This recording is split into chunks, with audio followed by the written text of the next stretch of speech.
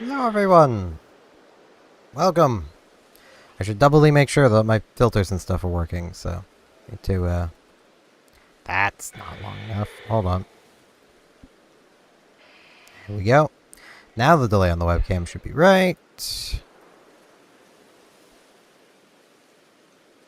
Now the microphone should definitely be right. Okay. I had to kind of rush to get the stream actually started because I was in the shower. It took longer than I thought I was going to. So... Yeah, side quest time. What are we doing? Alright, we need to go report to Celine. Is there anything else we can do while we're out here?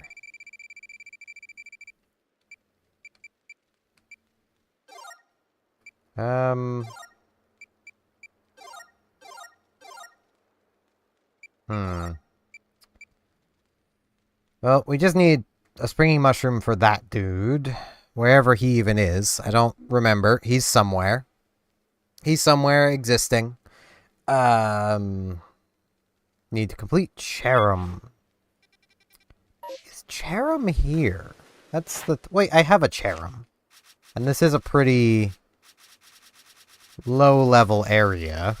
Well, this is the lowest level area, so I can almost certainly do whatever I might need to do for Cherim.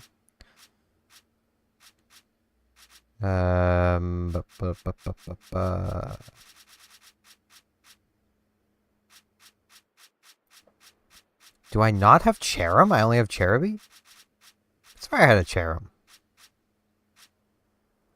Well, I guess I need to work on Cherubi anyway, so I guess we'll be doing that, so I can get Cherim, and then go from there.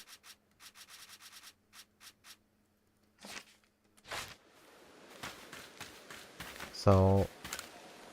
Person! I want to see my Pokemon.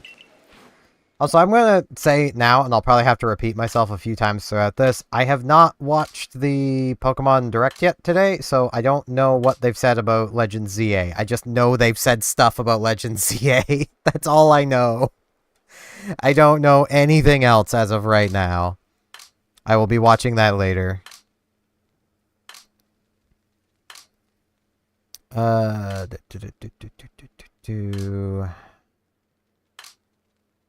There's one. There's a little Cherubi.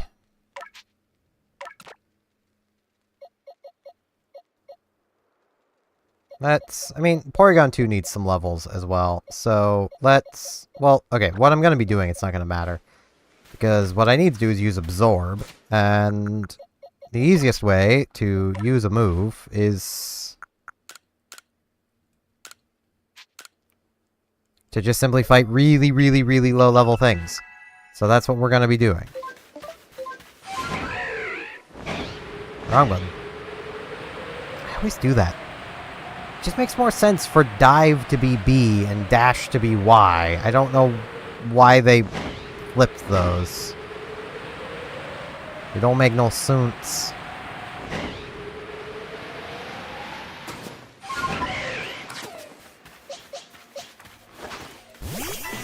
Go, Cherubi!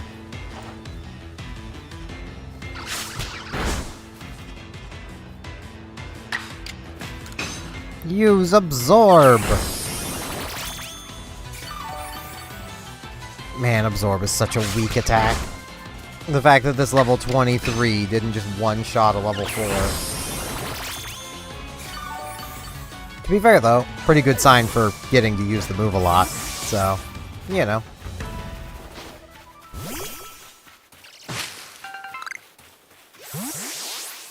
Man, it feels like only yesterday that we were here catching our first Shinx. Now we're here absorbing Shinx so that we may see the move Absorb being used by a pair of cherries. That's... what a life.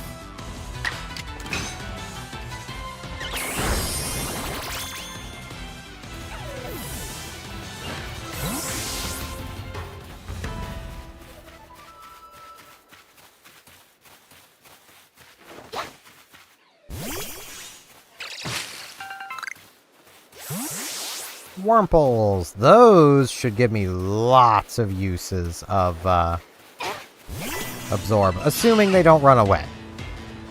they could always just run away.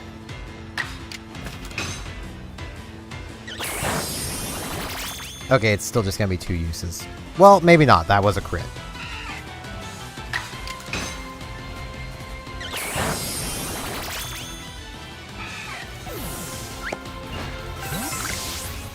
I should have double-checked. Is there any, like, style I need to use? No. Okay, I just need to use it a bunch. And I've already completed 2 things, 3, 4, well, 6 things totaled. Okay. So... well, no, evolving 1, that's 1. Okay, so I can definitely... I just need to use absorb a lot. Too much, really.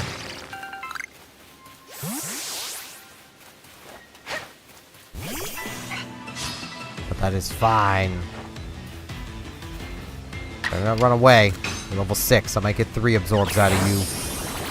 Oh yeah, 3 absorbs. Assuming that wasn't a low roll. And then I get like a high roll crit. Like... Nope, that was a high roll on the first hit. Cool.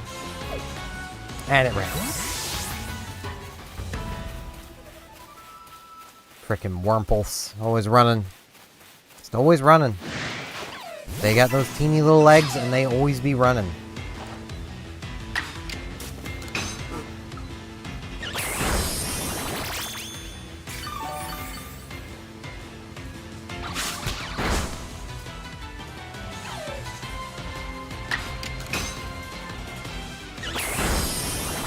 Okay.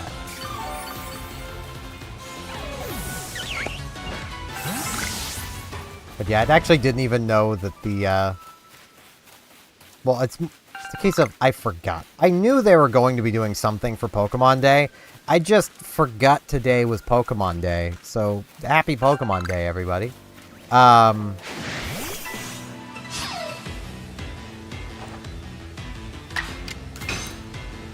So yeah, that's why I'm very unprepared when it comes to anything Legend CA. Cherubi, please. You know, I preach that, but you gotta stop one-hit KOing them.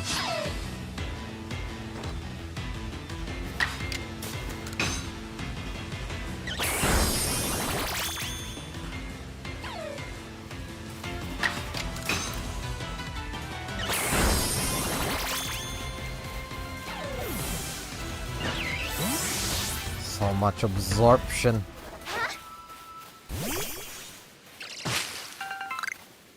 Well, that would be good to absorb against. I think I'm going to try and catch it instead. Just because money.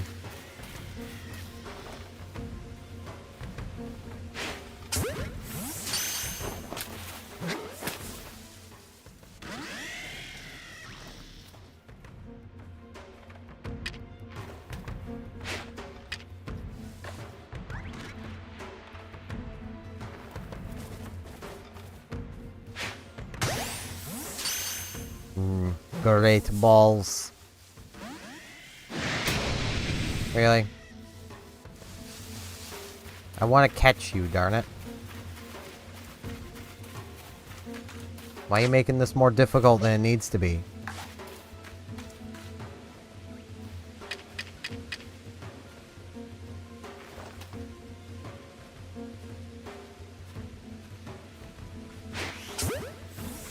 Be caught, darn it.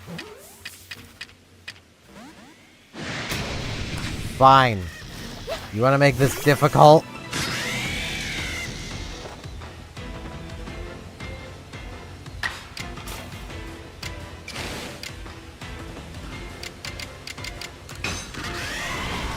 Bitter malice.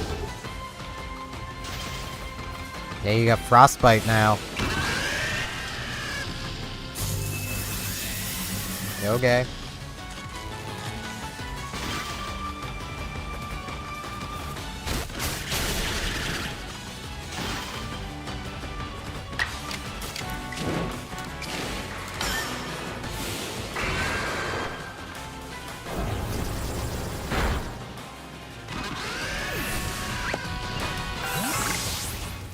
Didn't want to be caught.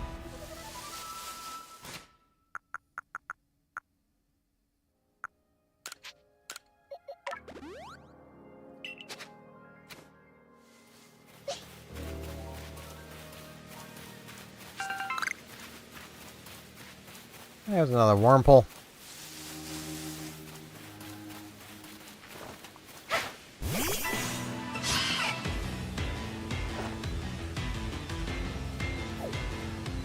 Darn it, Wurmple.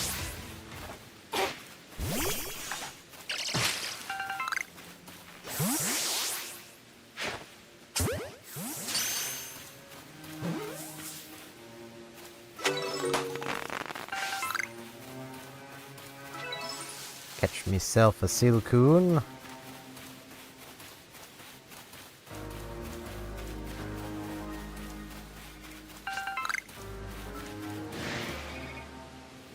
What's angry with me?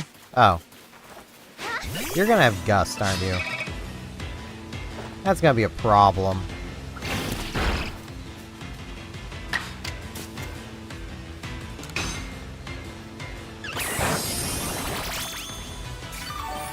Especially with how much damage that tackle did.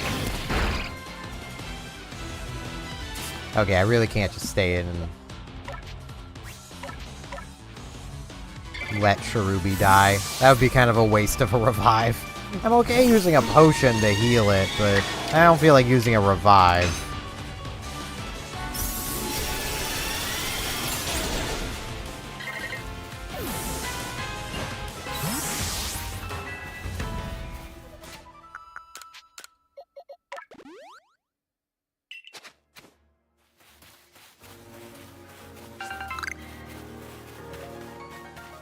This feels like it's going to be important for post-game stuff.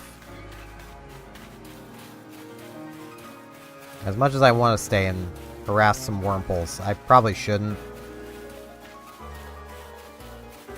Just because of all the Beautiflies around, which also means there'll probably be Dustoxes around, and both kind of kick the butt of Cherubi, so...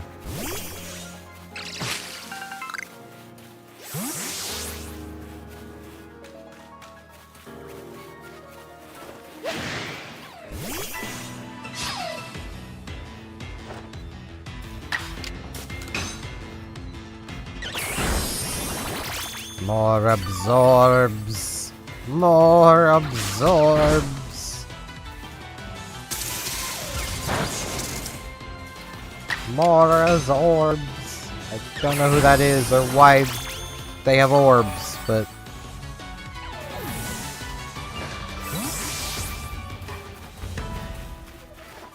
I've almost seen 20 absorbs. I only need, what, 40? I think it was.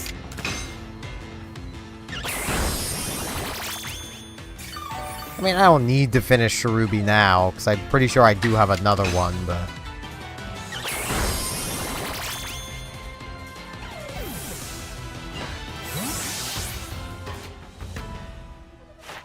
How many do I need? Yeah, 40. So I should just wait till I'm out of PP, then recover.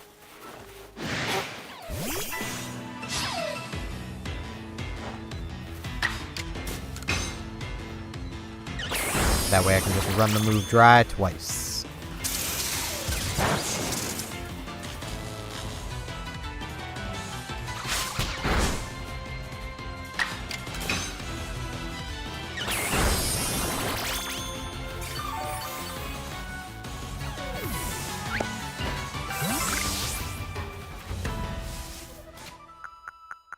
Popo Berry.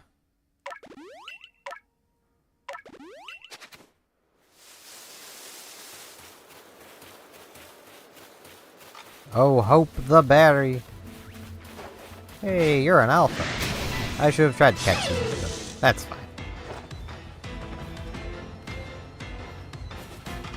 Oh, it knows Ice Fang.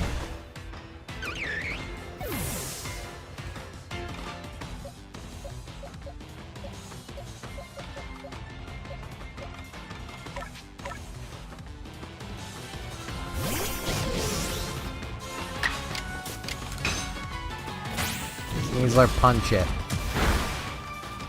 Thank you.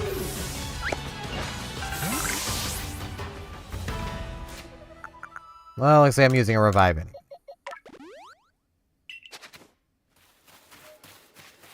As long as I don't pick a fight with another alpha, I shouldn't even need to heal it. It can heal itself with Absorb. It's great. I say as if Absorb is Absorb is a move really even worth using, because it's kind of not. You'd really rather have, like, Mega Drain or Giga Drain. That's an alpha. I just said that, as long as I don't Tango with one of those. Oh, hey, there's a Wisp up there.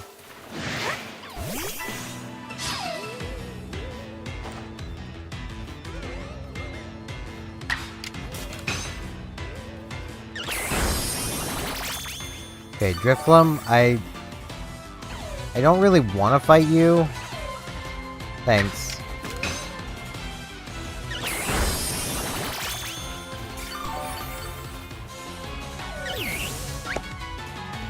You want to just, like...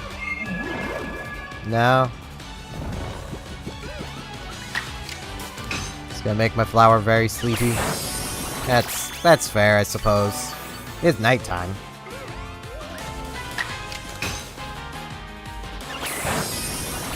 I don't know why it's not, like, using Gust or something. It's just using Hypnosis over and over.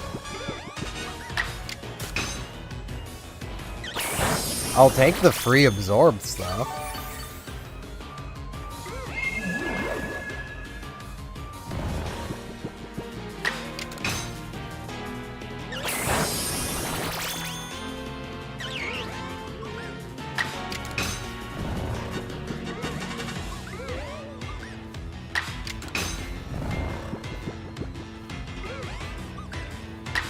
Man, I am really glad that they stopped with the drowsy status and just went back to regular sleep.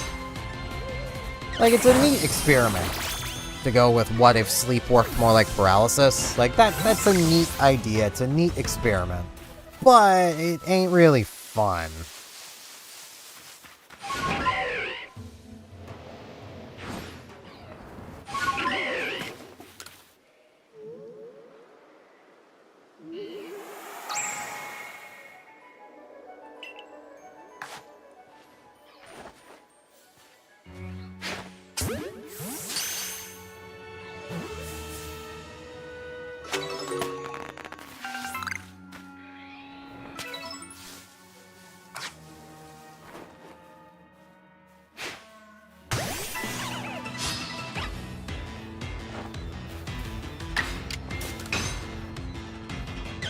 So I can only imagine the amount of hate that the competitive community would have towards that. Because it's randomness. I used to be part of that community. I can make fun of it.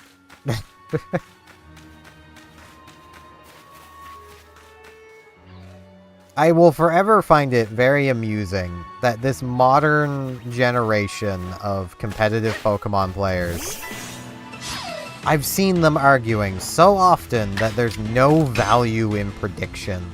You should just always do what's the most beneficial thing for you to do, and don't predict.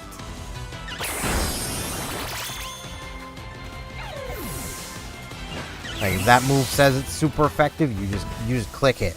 You don't predict your opponent swapping. You don't try to assume your opponent is also going to be doing the most beneficial thing they can do, and that you should plan around that. Nah, you just click the super effective move. And I'm sure that works for, like, DGC. Like... I'm sure that works in a double battles format where, yeah, switching is probably a pretty bad idea because, well, you're dealing with potentially 2 incoming attacks. Even 2 not very effective attacks could still be more than enough of a chunk to render whatever you switch in irrelevant. But, like, anytime I think competitive Pokemon, I think Smogon singles, you know? You know, the proper tiered matchmaking with, you know, Pokemon being sorted based on how good or how used they are, basically.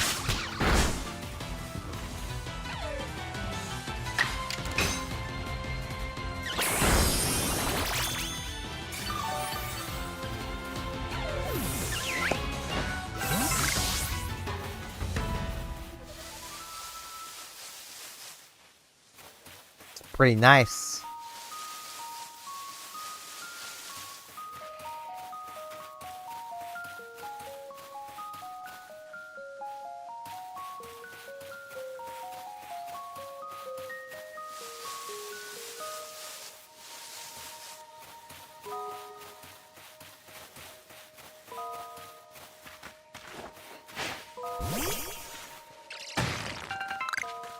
Though, I do also have to say, I find it very amusing, just, like, playing Legends Arceus, knowing that this is a game that a fair few people in the competitive community hate. Specifically, the competitive VGC community. Because it's the only way of getting, like, some Pokemon. I even forget which one it is. But whichever one it is, they want a IV on it that's, you know, basically 0 speed, and you basically have to play through the entirety of Legends Arceus to get one, then transfer it off, then if it's not right, you gotta do it again, and it's like... Or you could just not run that super gimmicky Pokemon. That's also an option. Like, I actually remember that back during... basically the Worlds where a bunch of people were caught cheating. I think it was a Worlds. And there was so many people arguing, well, you have to cheat because it's the only way to get such and such a Pokemon without it taking hundreds of hours, and you could be using that time to practice. It's like, one, we're playing Pokemon here, boys. Like, yeah, it's a game with a very low skill floor, so anyone can play it. But it's not like the skill ceiling is that high. Let's be honest, a lot of the skills, like most of what you're learning is how your team's win conditions work. Which you should know when you're putting the team together. It's win condition.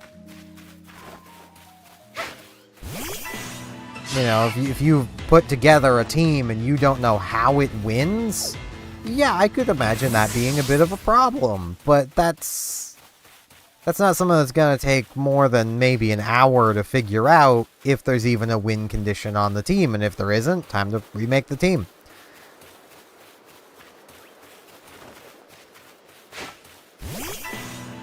Like, most teams, at least back when I played competitively, you'd have your lead Mon. Depending on how you were feeling, you might have 2 of them. Or at least a lead Mon and basically a pseudo lead Mon that can be your lead out if your opponent has something to counter your lead. That was usually just a pivot Mon, but sometimes you'd also run an offensive Mon that's usually used as a lead, but as an off spot so that you could basically just have it as, you know, the spare lead should you need it.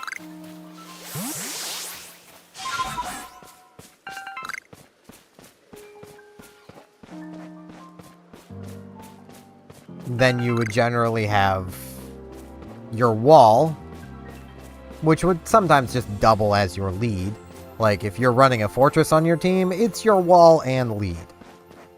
It's doing both.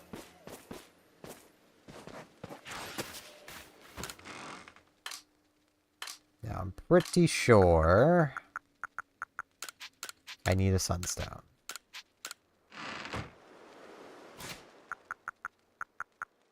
No.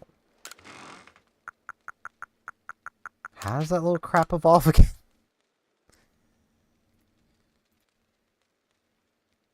Apparently Twitch is saying... Okay, I just hadn't refreshed Twitch yet. I was supposed to say, apparently Twitch is saying I'm offline. But no, it's just I hadn't refreshed it yet.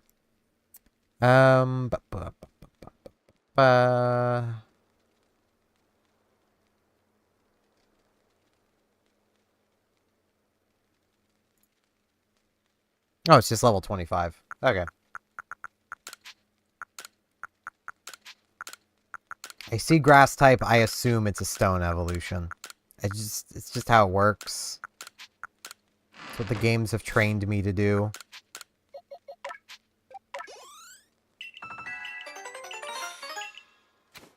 Okay, now, before I do that, just want to make sure 2, 7, 8, 9. Evolving will be 10. Okay. So let's get this evolved.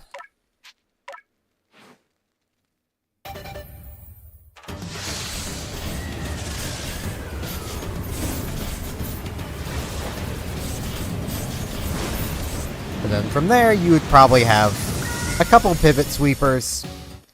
And then usually something that you would have as your main win condition of the team. So, like, that being something along the lines of a Dragon Dance Salamence or Haxorus. Okay, need to use Agile Petal Dances.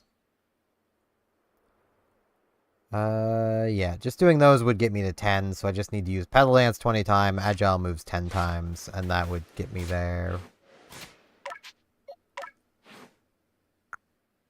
It does not know Petal Dance yet.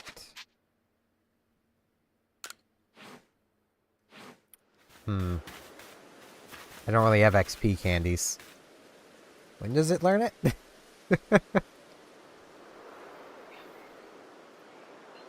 $47. Okay.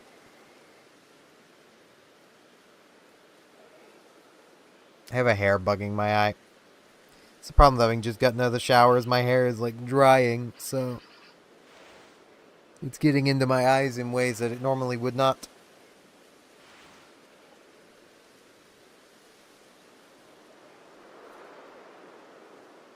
Okay.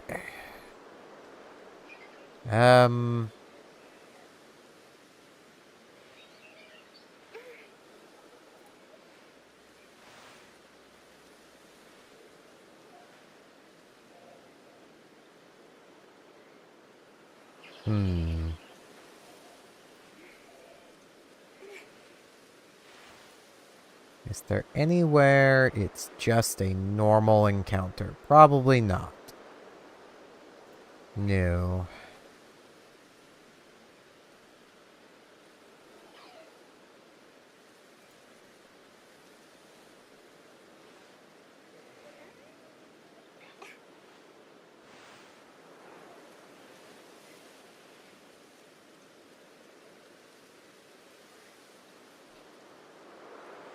What area is this in again? Coronet Highlands. Okay.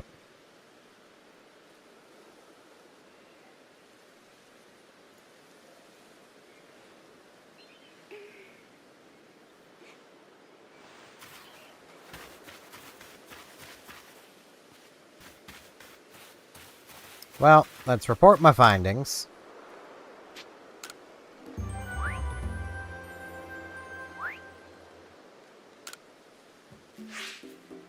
Get that cash money that I desperately need.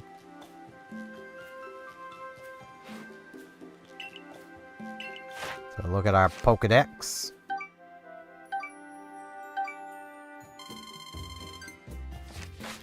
Okay.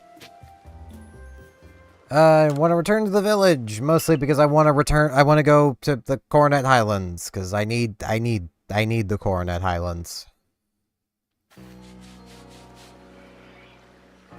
I should probably just come see the captain while I'm here. Because I'm pretty sure I'm going to get sent to other places anyway, so... Hey man, what do you got this time? Give me the mechanical pinwheel. That's, like, all of my money, but...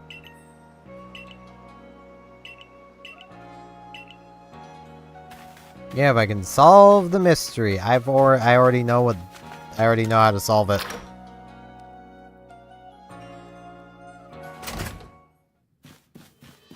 Celine! Yo, what up? There was like a mass outbreak. We've already encountered one, but you know.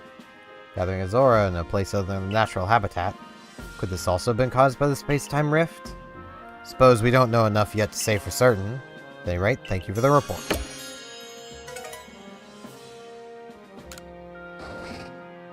Munch! Done, things are going worse. After we parted, Munchlax reacted to several different locations. There was a mass outbreak at each of them. simultaneously in multiple locations.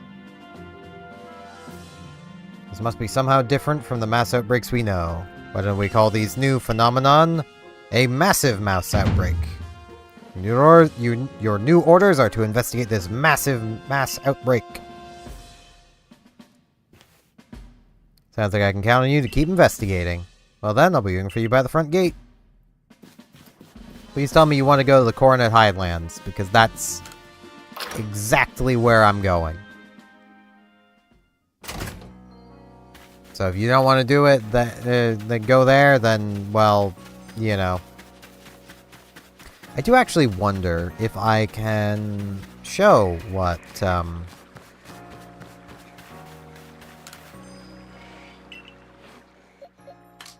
those things I have been buying are for yet. Or if I need to wait for a certain side quest first. Let's put Zorak in there just for the brief moment.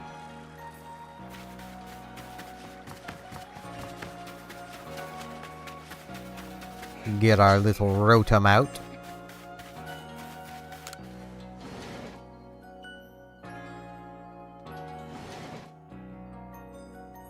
Because Rotom is a silly little guy. We can let Rotom investigate these things, so we can have Rotom Mow. Hello, Sean Cummings. Rotom Freeze. Where? Rotom Fan. Rotom Fan with an air balloon is probably my favorite thing to do, because you really gotta make sure you're immune to ground. Like, gotta just make sure of it. For those who don't understand the joke of that, Rotom has Levitate as its ability. It's immune to ground. Rotom Fan is Flying Electric. The air balloon makes you immune to ground moves. Flying's immune to ground. It basically is triple immune to ground. I think it's flying. Flying Electric. Sounds right. I don't really want any of these Rotoms for now, though I could do with a good old Rotom Fridge. And yep, playing Legends Arceus. Have been for a few weeks now.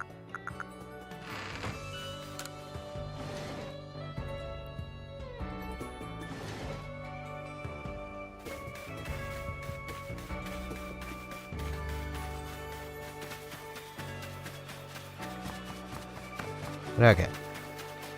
Let's get Zorak back out.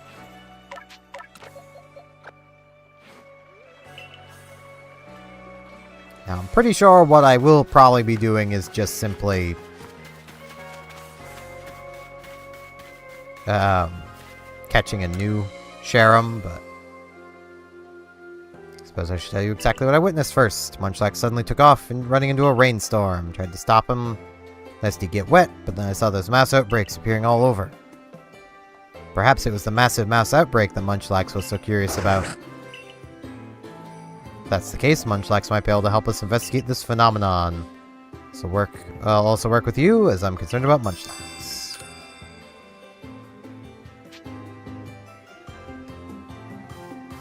Yeah, I want to go somewhere else first, so I'll get back to you, lady.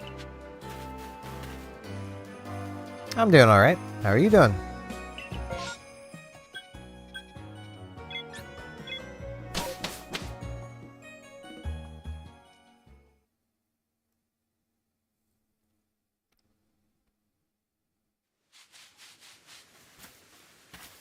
Now, I need to head over there anyway. May as well gather up these lost satchels. I'll start with this one.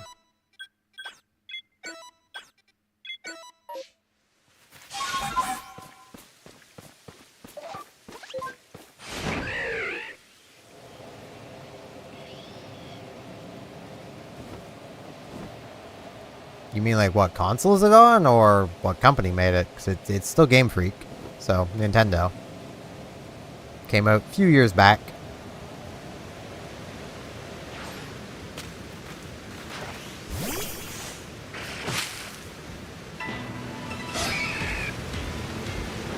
You aren't what I'm looking for, Heracross.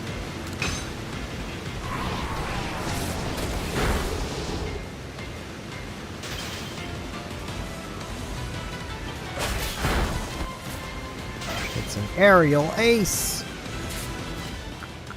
As opposed to a ground ace. Or a swimming ace.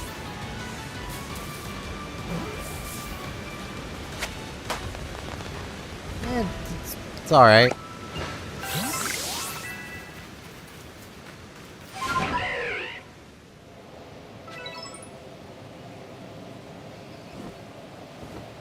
I'm a shaking tree. Oh, that's an alpha.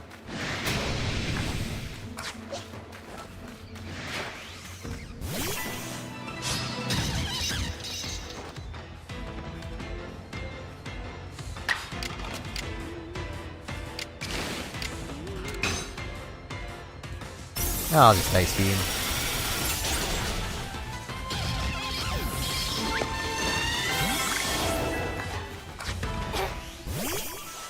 I am from Canada.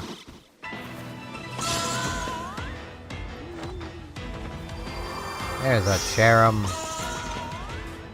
Oh, it's an Alpha Cherim! Well, okay. Let's just huck a ball at it. See what happens. 'Cause I don't know if I can exactly weaken it.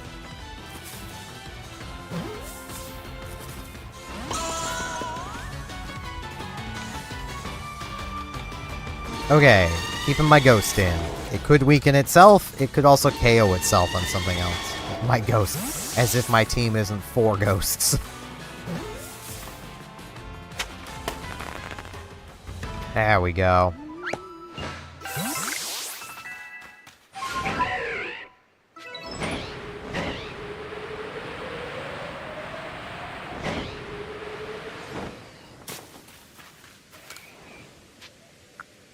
To see my Pokemons. Swap the Cherims. Because this one, yep, it has Petal Dance. That's gonna take so long, but...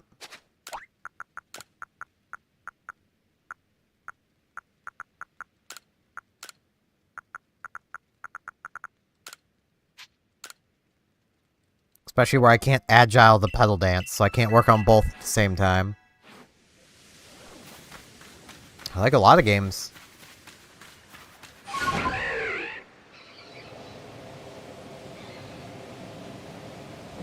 Easiest way to describe it is I like good games. If it's good, I'll like it. If it's not, I won't.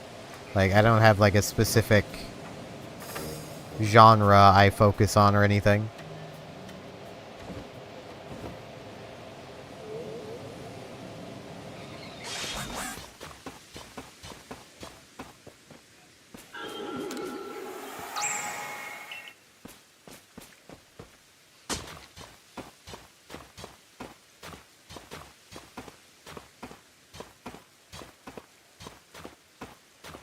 I just enjoy playing games.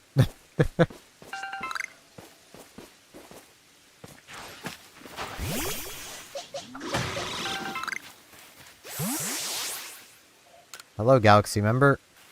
You part of a quest I'm doing? Most admirable of you to find such a remote corner of the Highlands. Your choice of path shows a certain kind of single-minded dedication. Your recipe is perfectly suited for someone like yourself. Some choice dumplings.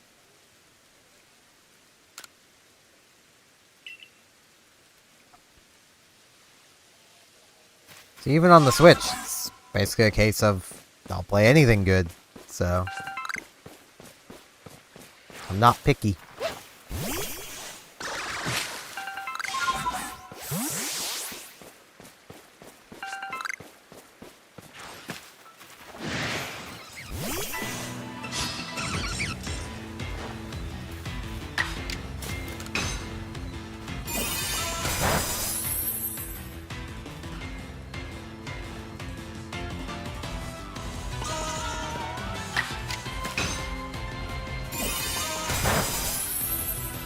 I mean, like, literally in front of me, there's Zelda Echoes of Wisdom, Legends Arceus, Animal Crossing New Horizons, Monster Hunter Rise, you know, just games, they're all good. Like,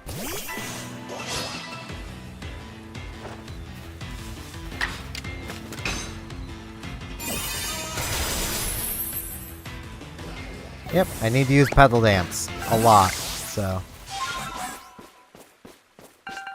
I'll be defeating a lot of things.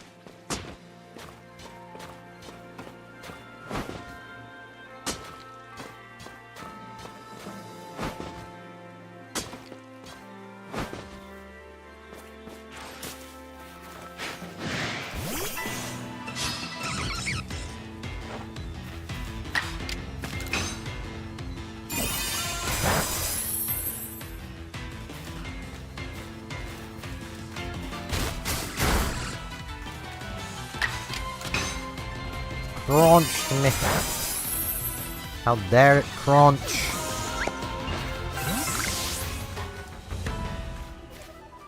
I mean, you can see her. I mean, this is one of the options, but... Yep. U-bot. Time to ban it.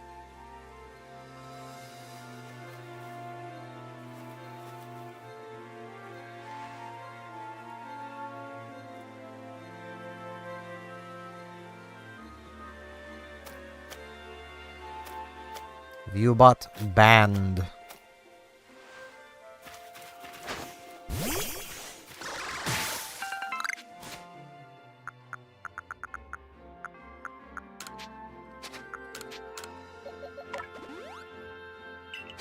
I mean, it's a Pokemon game. You play as basically a blank slate to make whatever you want it to be.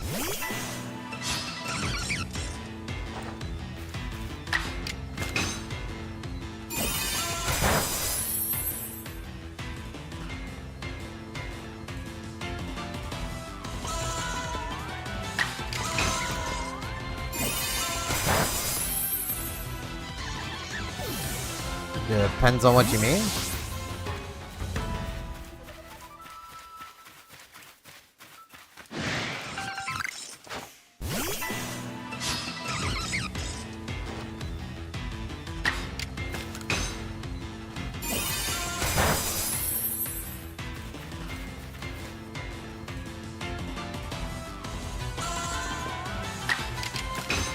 Whoops. That's what I get for walking in circles while I'm doing this.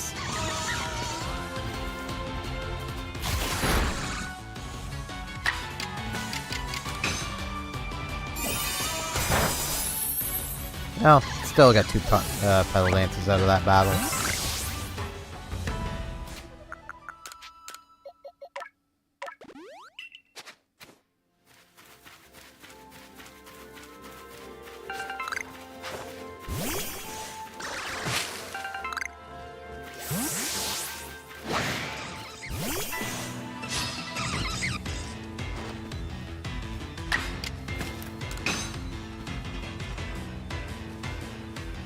Alright, share them.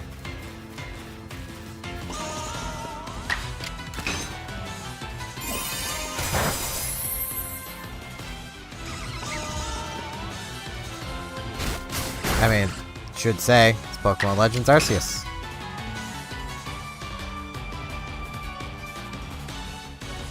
Or a very confusing viewer.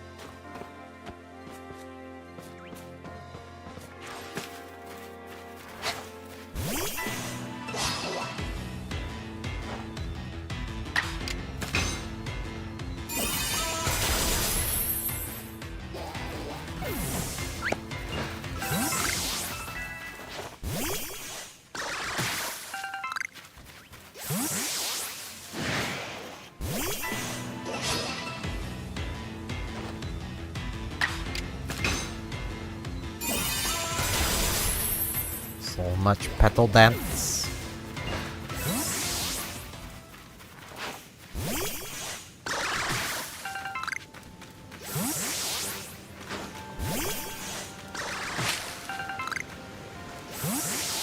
At this point, I do almost feel like I should have Porygon 2 out, just so I can get it some levels while I'm doing this.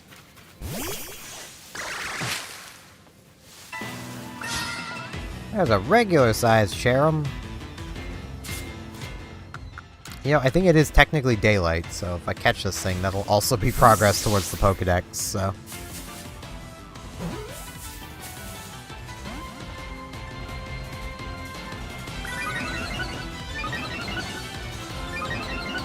It's Angie.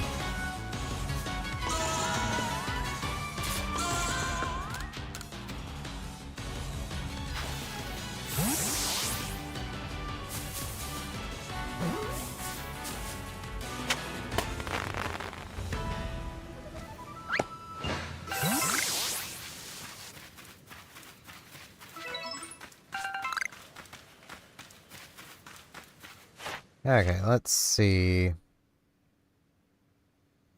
4, 5, 6, 7, 8, 9. I need one more thing, so if I use a single agile move, I'll have enough to report. Okay. Noted. I also need to work on Gyarados, so I'll probably just do that next.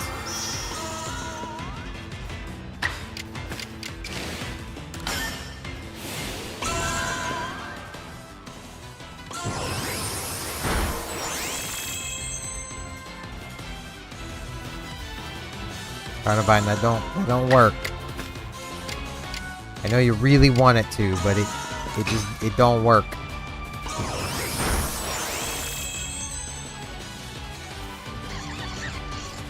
That also don't work, Carnivine.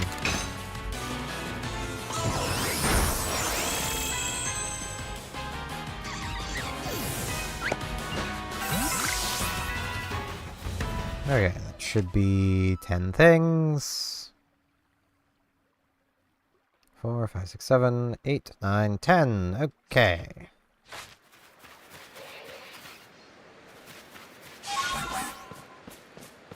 Pop over to this base.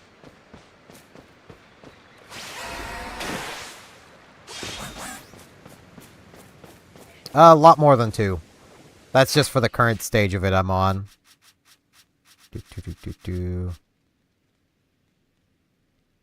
I need to defeat 20 more with flying moves. I suppose it is only 2 more of just regularly defeated, but I still need to beat 20 more with flying moves. Need to use Acid Spray a bunch. Use Strong Style moves a bunch. Catch a bunch more. Hey, Rand. It's going pretty alright. Just working on side quests.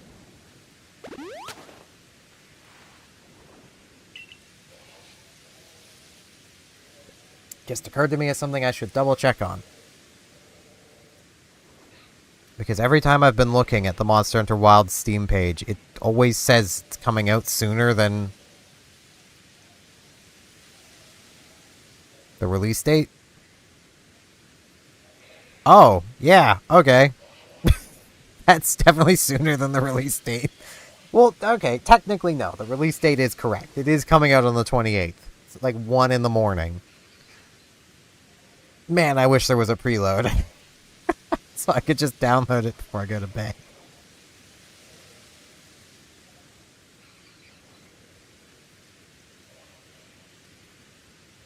Oh, there will be a preload.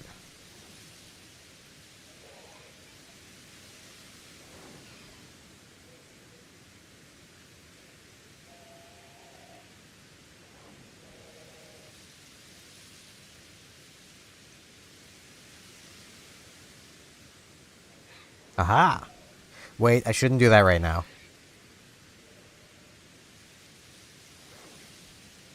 Yeah, it's fine, man. It happens.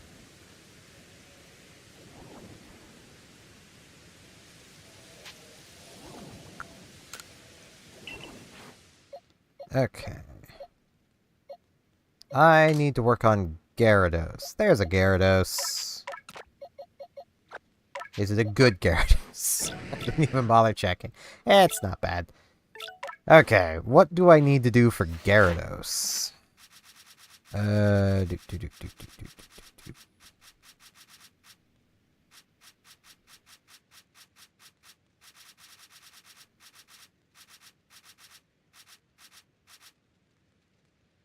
Remember how its name is spelled. That's GY. Okay. There it is. Bite and Hurricane. Strong style moves. Why is it always they need special attacks? Okay, well, at least already knows Hurricane.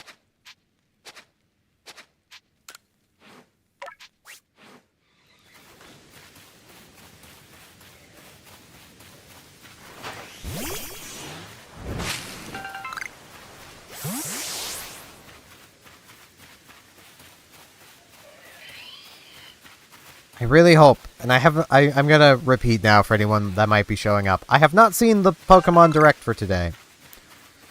Not fighting those with Gyarados. So I don't know what they've announced or shown for ZA. But man, do I really hope that in ZA, if they carry on this style of building up the Pokedex, that at least the moves they require make sense. Requiring a Gyarados to use Hurricane is a bit weird. Also, requiring that Gyarados to use Crunch is a bit weird. Well, not Crunch, Bite instead of Crunch. I forgot to switch to Bite.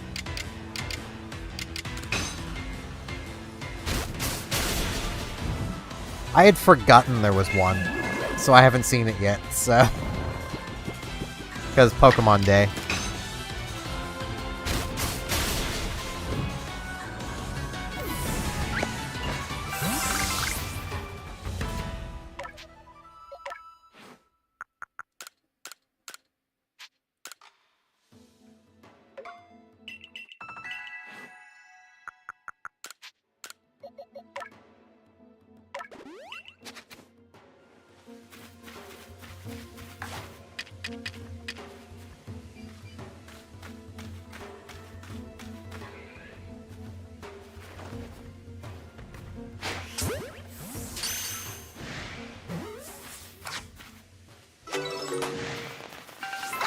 I don't know what one's angry with me, but I think there's two of them now angry with me.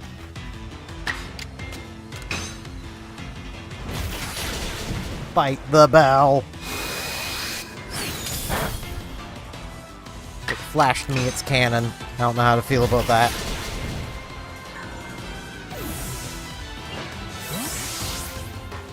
I legitimately now don't know if I want to do, like, another Arceus stream on, like, Saturday, or if I want to do Wilds.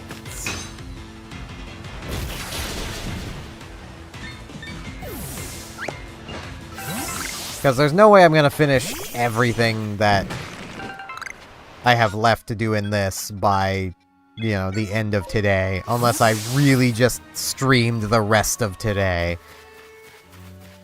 But I have other things I want to do today, so I can't really do that. So I think this is just going to get moved to, like, secondary stream position. This will become, like, Saturday streams. And I'll just start doing, like, Wilds on Tuesday, Thursday.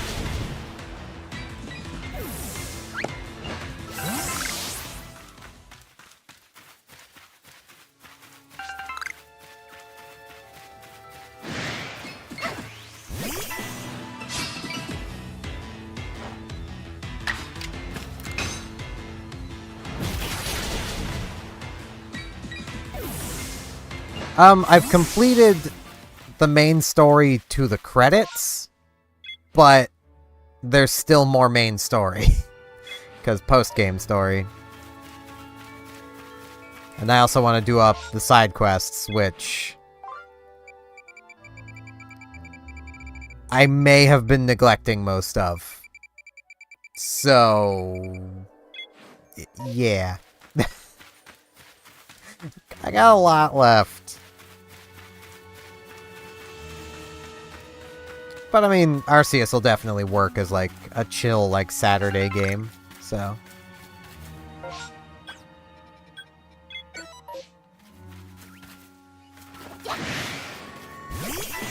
Seems like somebody got belled.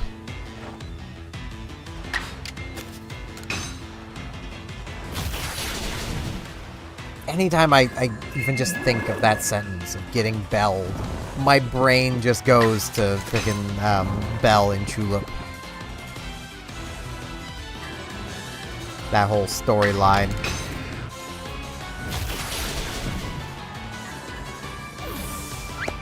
Being reprimanded and reminded to not ding the bell, in which case you then wait until they're asleep, and then you ding the bell and cause a horrible curse. Then go fight a charcoal in a cave, and then you kiss the charcoal, and then you return with a legendary sword, which is then used to seal the curse.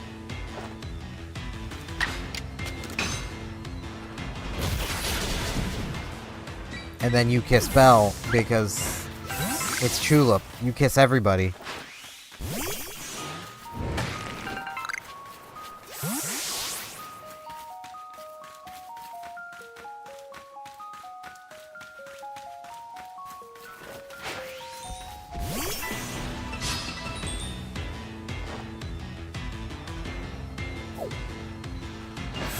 I was about to apologize to the Chime Echo, but it ran away, so I didn't need to. Hey, Onyx. You're gonna get bit. Hey, I'll get 3 bites out of you. Can I take another... I don't think I can. Oh, it's Aquatail.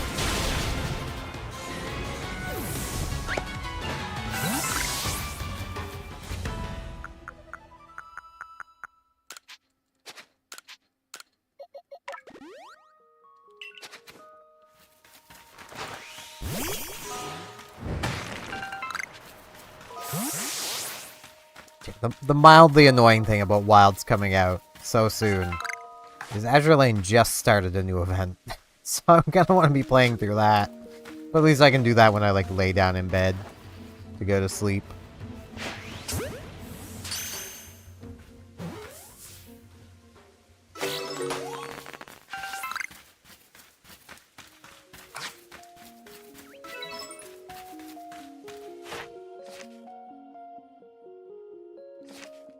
$40 bites.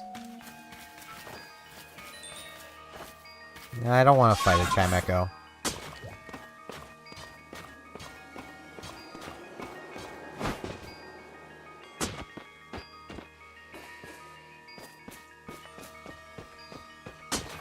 Basically, it's more or less just how I live. Just jump from game to game.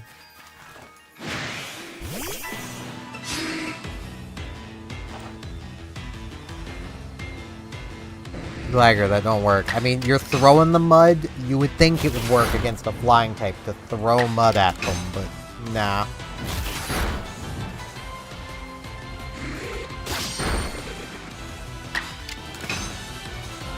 Gyarados over here got that Rathalos DNA. It's just allergic to the ground, so you can't do anything to it with ground. It just avoids it forever.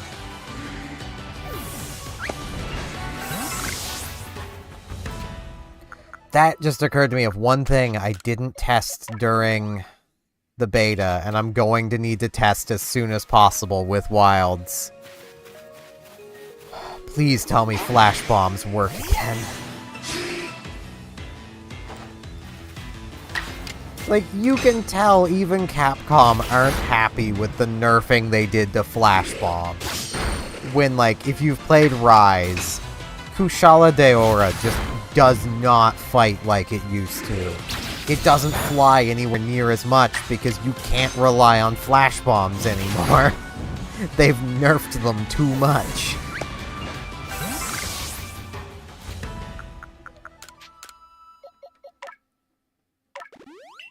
And, like, I'll give...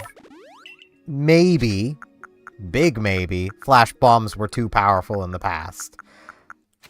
I disagree, but, you know.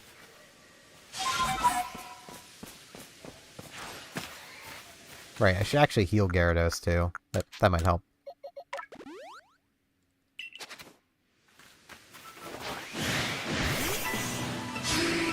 I more or less have always just viewed flash bombs in the older games as the great equalizer between the hunter and frickin' Rathalos. And its obnoxious aversion to the ground.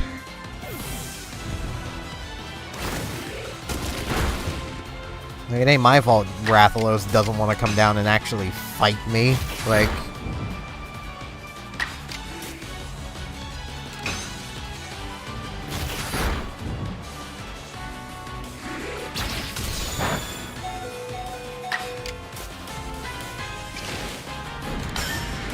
I just need to use Bite, so... this will work. And get me more bites out of this battle. Maybe. I think it still would have been 4 bites. I'll give you in a second. I need to heal Gyarados. Okay. Now Gyarados can bite you too.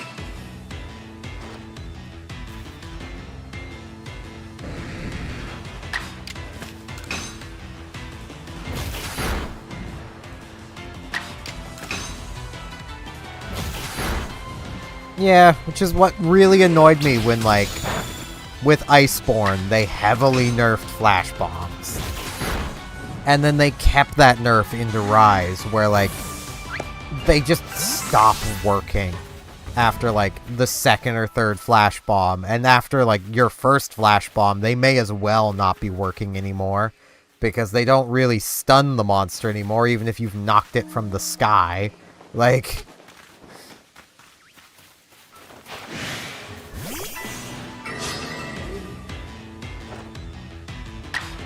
with, like, the reasoning I've always seen of, oh, well, Flash Bombs make some fights too easy. It's like, yeah, but you need to know to use Flash Bombs. Which means you need to know to have them with you. Or, you know, where to go and gather them during a hunt. Like, when you come prepared for something, you should be rewarded for that. Call me crazy. But it's kind of how I view it, like...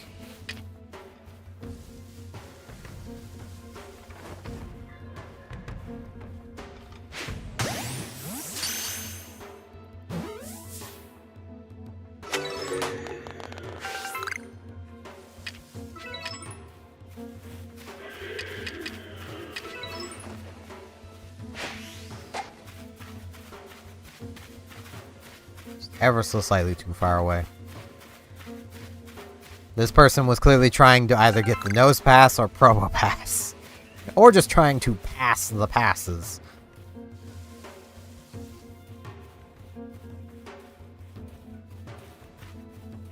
We're trying to pass that ass.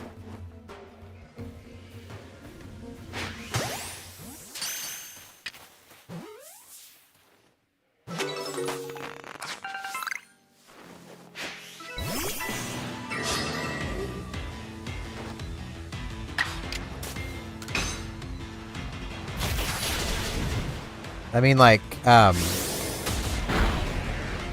remember seeing back when, with Rise, when the All-Mother fight was added, so many people, I saw them complaining of these various, basically, Monster Hunter veterans that, well, the arena's so small, and the All-Mother's always doing things, and it's really hard to sharpen, and it's like, throw a Flash Bomb. It's not terribly great for stunning or in the long term, but it gives you a chance to sharpen. All you're using it for is that chance to sharpen.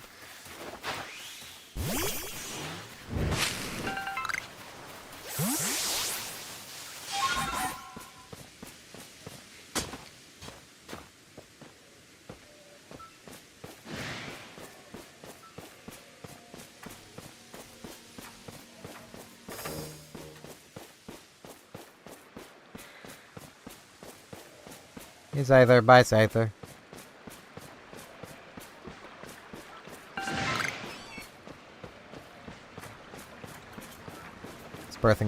This person gets scythed.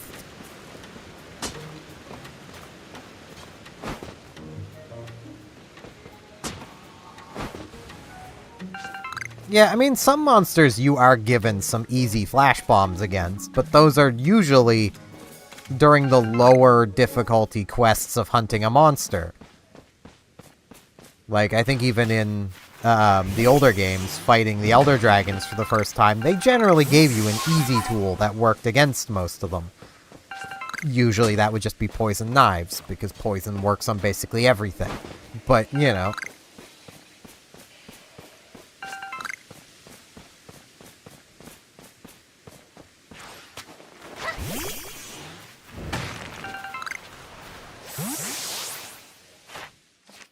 Alright, let's see. I could just use Hurricane. I only need 10 things. I don't need to finish all of Gyarados right now, so... Part of me wants to try to do it against that Voltorb, but I know better. Gyarados would get wrecked. Hey, dude. I need your assistance, dude. Please don't dodge. Thank you.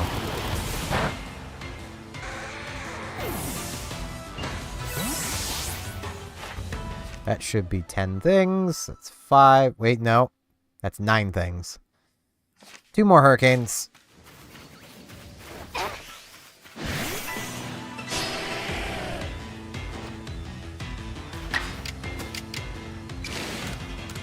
I mean, there is definitely, like... I don't envy Capcom with how they are attempting to appease everybody. Though they do seem to listen to the gatekeepy veterans more than anything.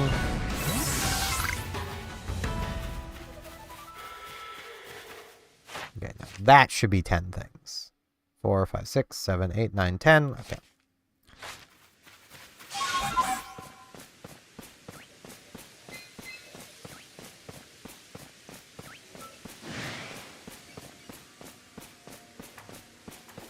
Like, I very much have noticed that since, like, the release of World, the Monster Hunter community has gotten a lot less welcoming.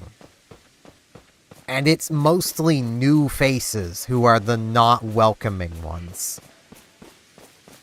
Like, the people who've been playing since, you know, the first game, or 3 on the Wii and Wii U, or Monster Hunter Portable, whatever that one was called.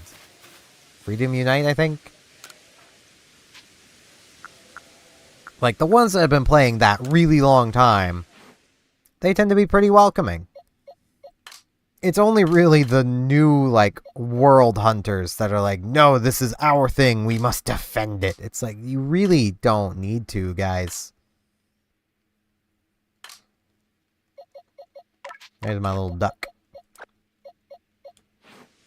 Alright. Wrong button. Do I have any other show me the Pokedex?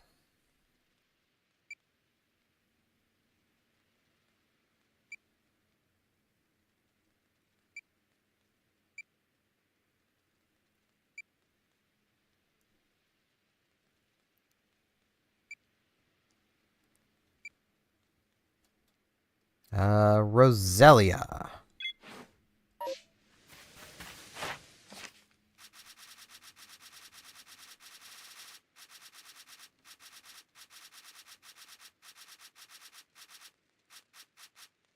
Okay, I'm done Roselia. Neat. Yeah, like, it's really frustrating seeing it, because, like, it used to very much be a case where, like, the Monster Hunter community were, I mean, they were very just open and welcoming and helpful to newcomers, because, you know,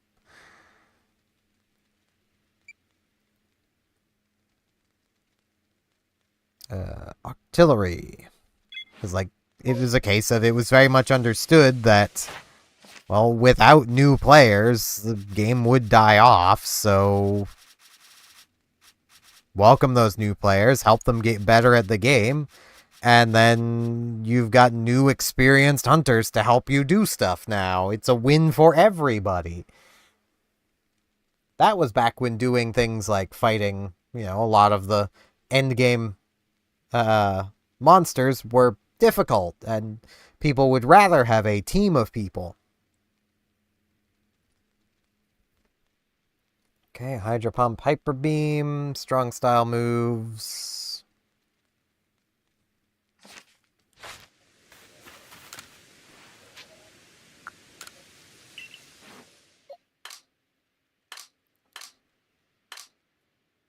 Kind of hoping I just have one near the end here. I do not.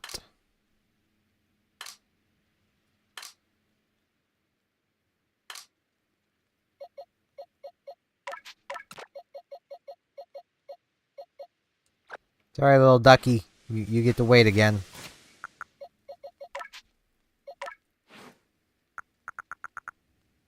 Okay, it already has Hydro Pump and Hyper Beam.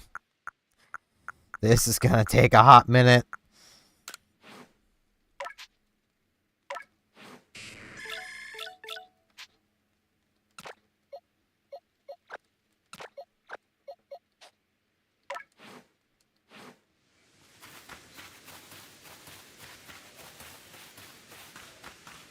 But, like, it's gotten to the point where it even feels like their gatekeeping is now moving to the games themselves. Like, I have seen so many people since the announcement of Wilds just absolutely shitting on Rise. Like, there's a lot of people that I imagine Rise is probably their favorite Monster Hunter game. But no, because it didn't... It had quality of life changes. That just won't do. We gotta have everything be clunky and bad forever. You know?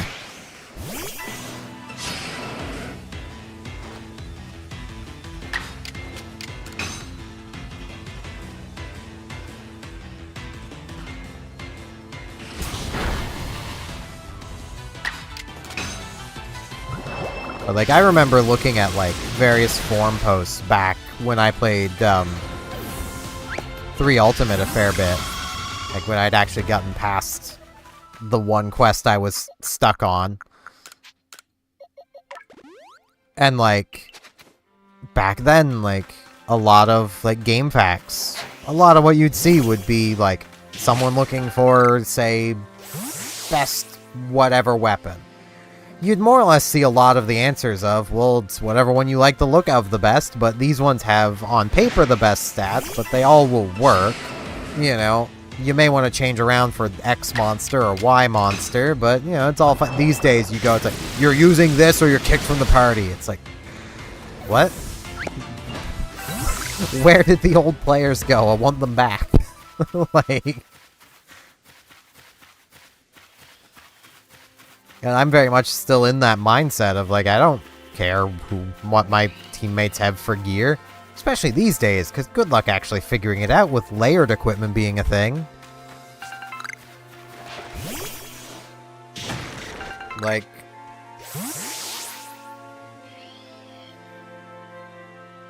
You could have the default little level 1 sword and shield and have it layered to look like the frickin', you know... Have it layered to look like Fatalis sword and shield, you know? I can't tell what you're using, so why would I care? As long as you're actively trying to help, okay. You're doing your best. That's all I care about. I'm not the best hunter either, so, you know.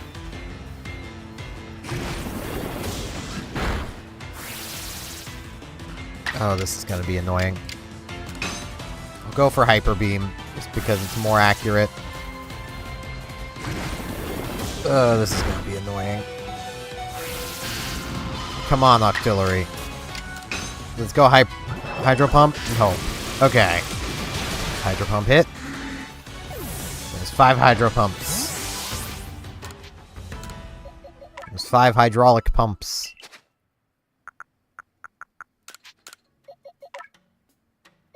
Actually, I think it's only 4, because I missed 1. But...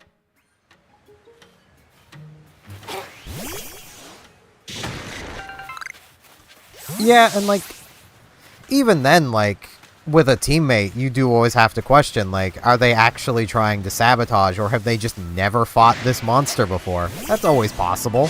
Like, everyone sucks against a monster they've not fought before.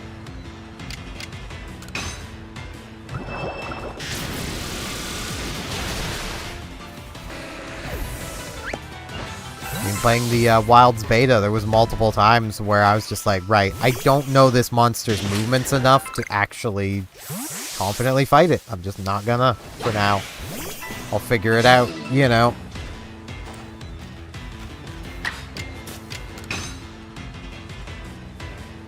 Those were generally the new monsters, but... Ow. You know, I should probably just be doing this. I need strong style moves anyway, and this will increase the accuracy. I kind of wish it was the other way around, of agile moves increasing accuracy. That would make more sense, but...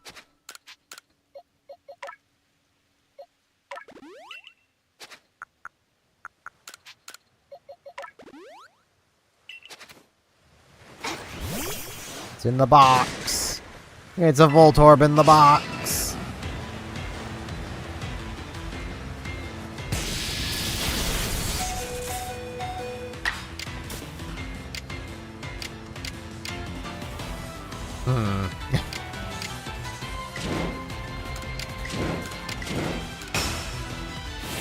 I don't know where the Voltorb's going, but I need strong style moves anyway, so let's hope.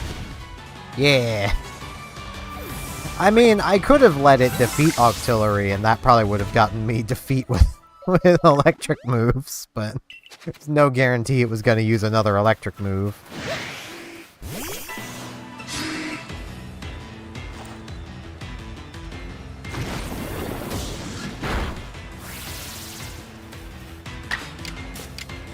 Yeah.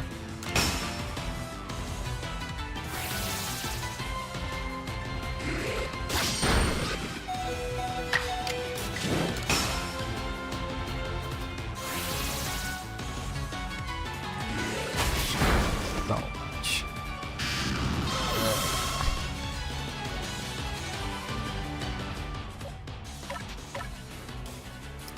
You deserve this, Gligar.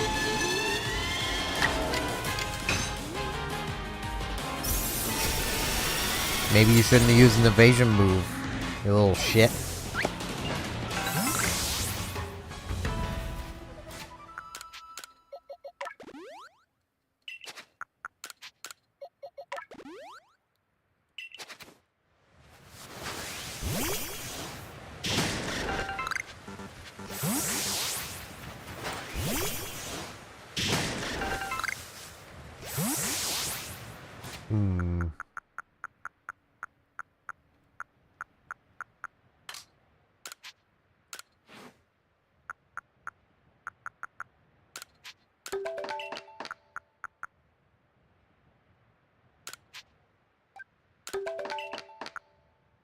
Give me a couple inventory spaces.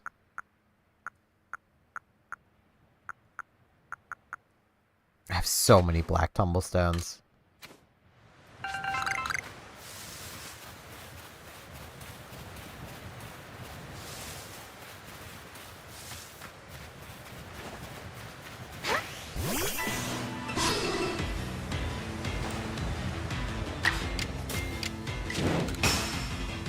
%5 chance to miss.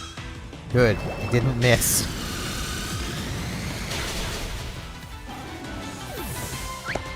I'm still very, extremely curious to see how they're going to be handling a lot of the weapons.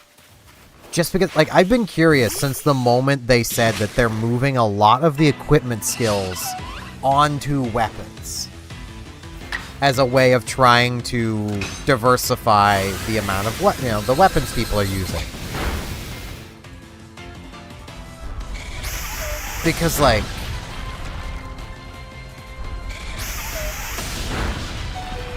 ow.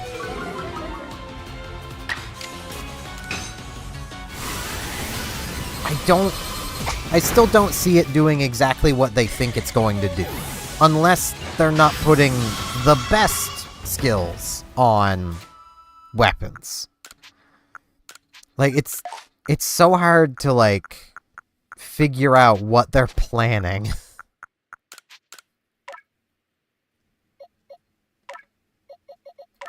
Because, like, the example I'll kind of always jump to is if you have 2 weapons, say whatever they are, let's say gun lance, 2 gun lances.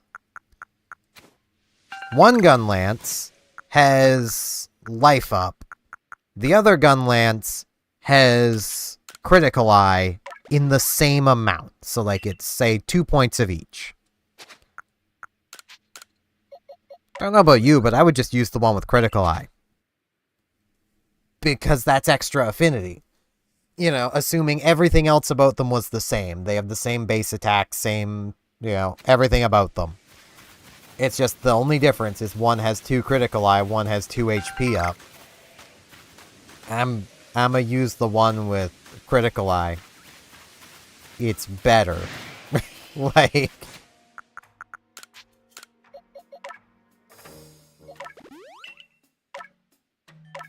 And, like, even if it's a case of, like, well, you know, you may not have health up on your armor, but you already have 7 critical eye from your armor. It's like, great, now you can trade out a piece of armor. You know.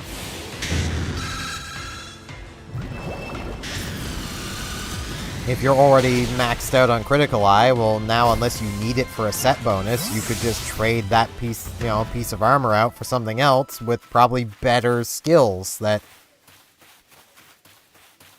you know, so, like, that's what has me really curious as to how they're gonna handle that stuff, because I can't see it actually increasing weapon diversity much. 5% chance to miss, and artillery misses. God damn.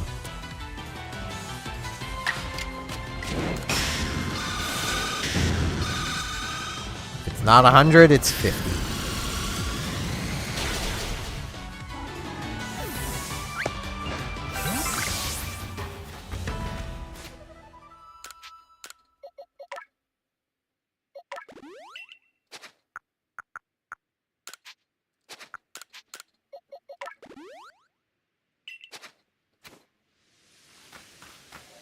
Yeah, like...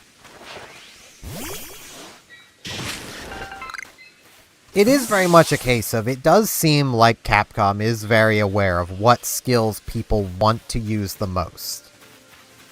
I say that just from, like, some of the stuff they've shown. One of the things they've done is they've nerfed Critical Eye. Based on a bit of a demonstration they were doing a while back, it's now 4% per level instead of, 5. Which, that is a substantial drop in critical hit rate. Whether it'll be substantial enough to actually matter, that's another question altogether.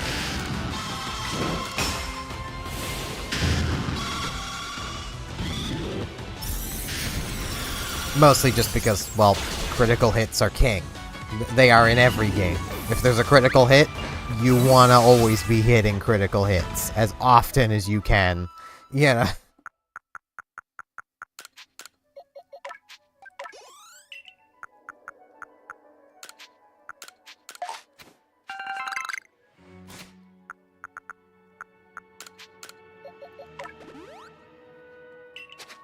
So, like, they might get it to a point where they've more or less just made Critical Eye such a weakened skill where it's now viable to run other things instead. Like, that is feasible. I can't see it, because even at 4% instead of 5%, it's still Critical Eye, you know?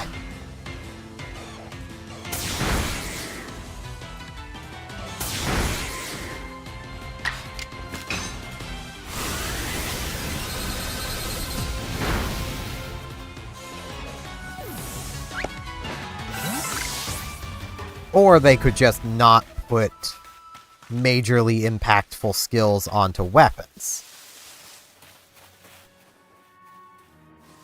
One thing that I actually just thought of that might actually accomplish what they want is if weapons were part of set bonuses. And the set bonuses were where all of the biggest buffs came from. That would increase diversity as long as there were multiple viable sets.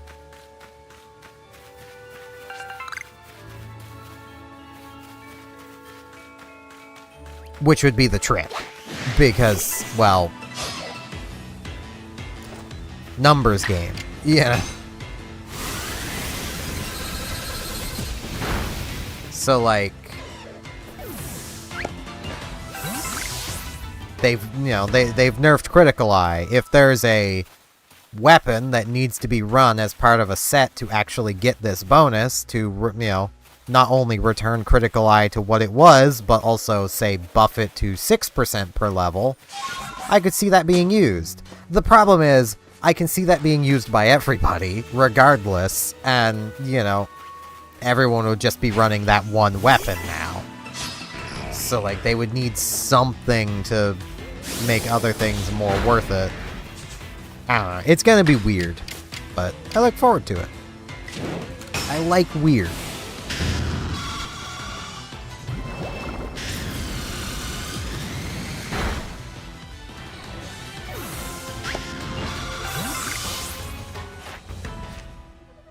Let's see. 3, 6, 7, 8, 9, 10. Okay, I'm done. I'm done Octillery now.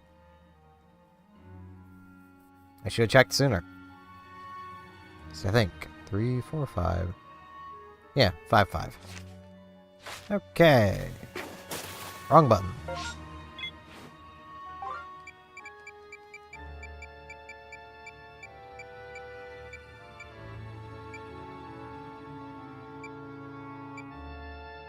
Oh right, I still need to find the person.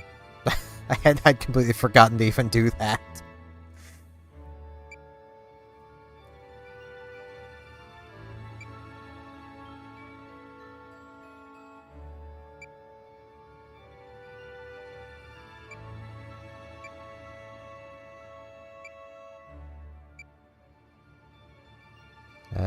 Bergmite. Pretty sure I'm done Bergmite.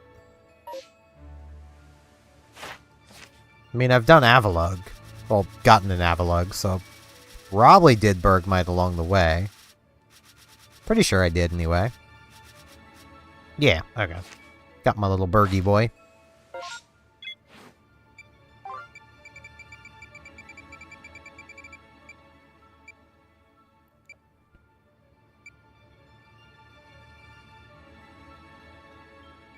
Okay.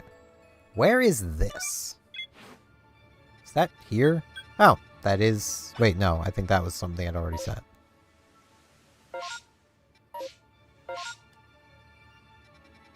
Yeah, that's not here.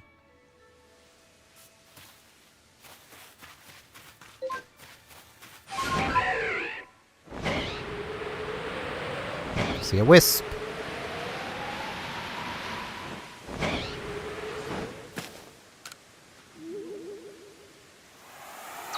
I see another wisp.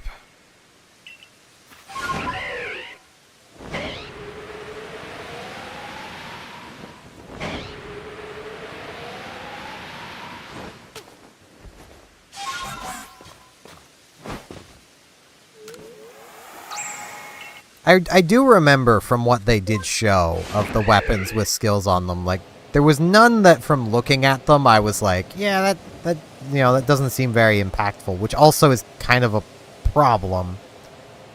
Because, like, if none of the skills are impactful, then the one with an impactful skill is going to be the one everyone uses. Or, the most impactful of the least impactful skills will be the one that everyone uses. Like, I do appreciate them trying to increase weapon diversity, because it can be a little exhausting seeing everybody say, yeah, you need to use this, and this, and this, and nothing else. It's like, well, okay, you can use other things. They may not be entirely optimal, but that doesn't mean you can't use them.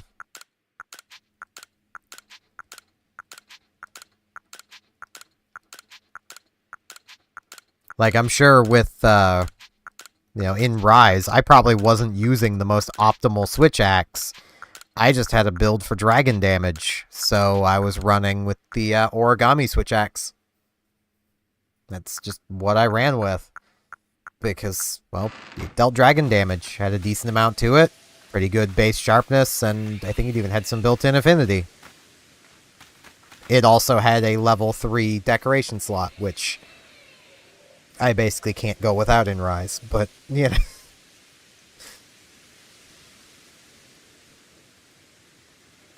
That way I could slot in the switch axe specific weapon decoration to, anytime I switch between axe and blade form, I recover a little bit of my charge.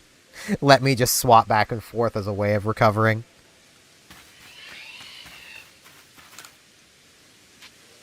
Yeah, I'll report my findings, Professor.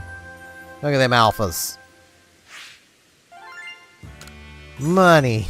Not much, but money.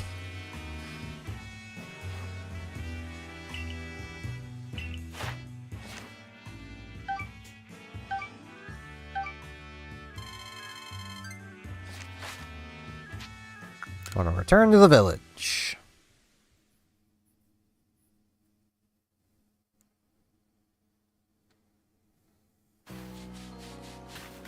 Now, while I'm here...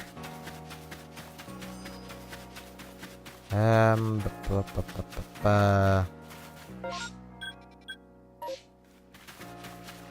I've got new requests to pick up. May as well do that.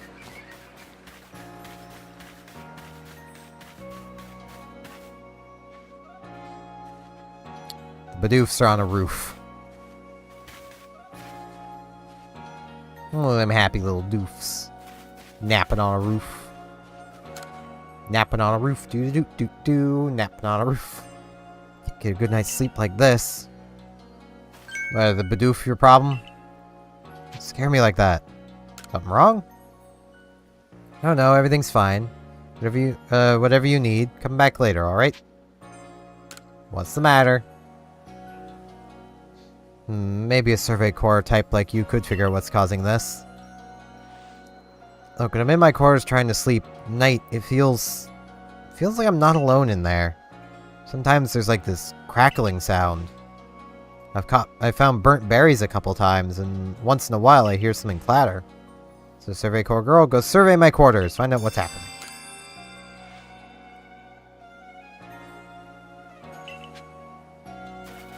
Yeah, I imagine this house? Yeah, may as well.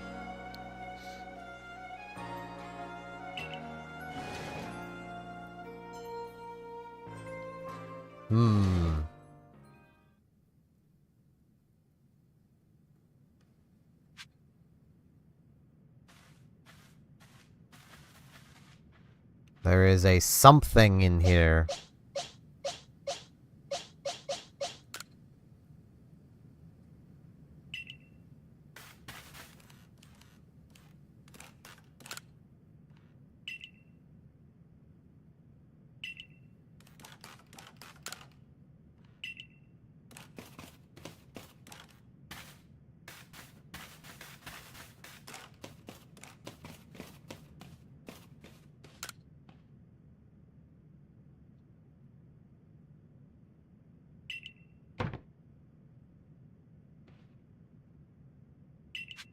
Noise from the entryway.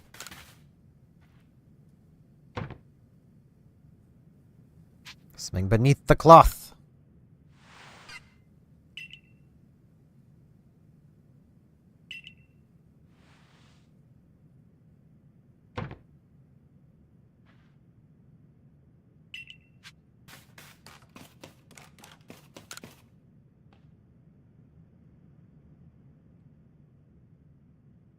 Hey, little guy. Survey Corps kid, are you alright? Strange noise. Yeah, it's just a Pichu. Wait a minute. This Pichu, could it be? This might sound absurd, but I think this might be a Pichu I found injured in the forest a while back. Berry? For me? What, because I fixed you up?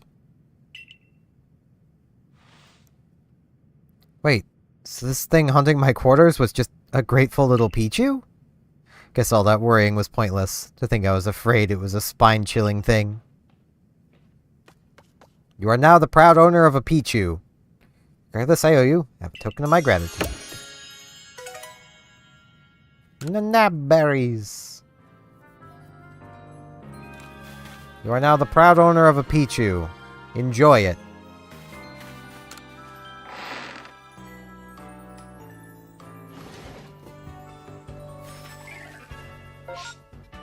Okay, there's also a new request up there. Should probably go grab that.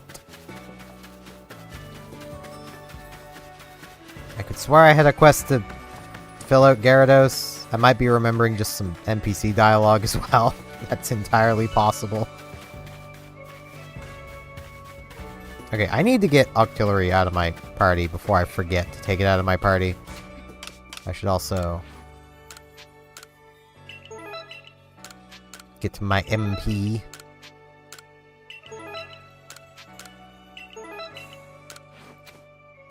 I'm trying to think what skills on a weapon I would actually, like, treat in equal measure, which would thus make me actually try to choose between them. Because, like, the main issue is always just, like, if the move isn't impactful, then why would, like, if the skill isn't impactful, then why would you even bother caring, you know?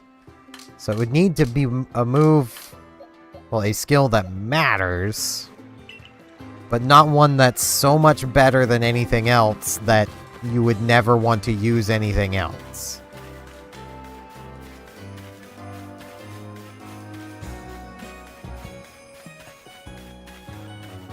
I suppose, like, concentration for, like, a longsword or a switch axe or charge blade, those could be something to consider.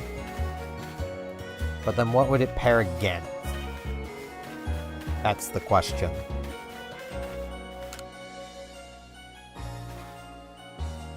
Hello there, Don. You know, we're an interesting member in the security corps. Wait, you know... Oh, we've an interesting member in the security corps. Secret weapon, if you will. They're a bit of a Pokemon battle master, in fact. You're trouble you to face our secret weapon in battle? Give me a minute.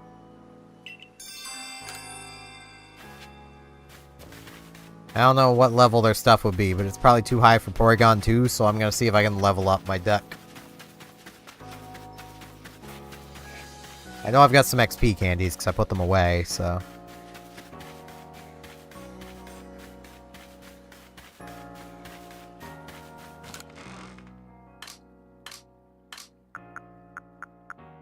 You know what, let's just take out all my XP candies. I'm gonna regret doing this, but it's fine.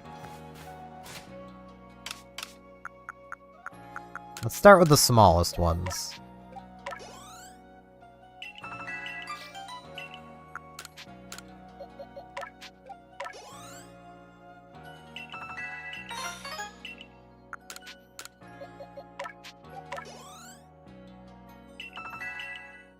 Okay, I'm gonna need to use all of them, and it might not even be level 50 still. Oh no, got to level 50. Cool. Alright, let's see. What new moves have you been trying to learn? Recover? Heck yeah. Over Spark? Well, there's a moveset. Cool.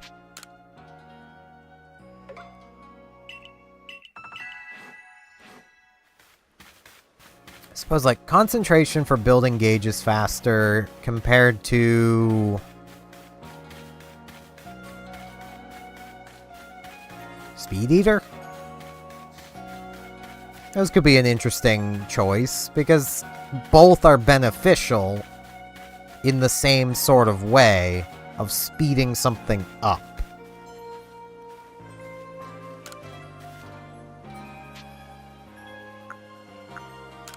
Alright, let's try it.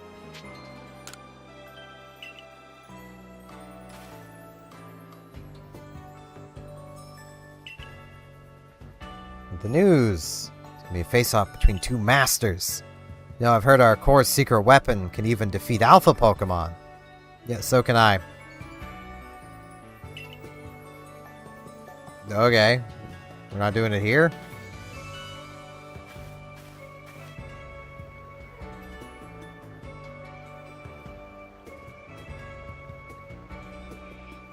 Is it really the gate guard?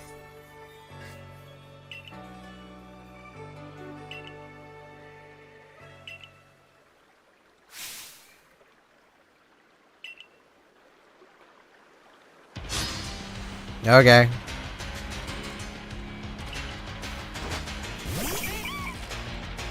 Oh. Well, I might have over-prepared. Or not. That is a level 62 Bidoof.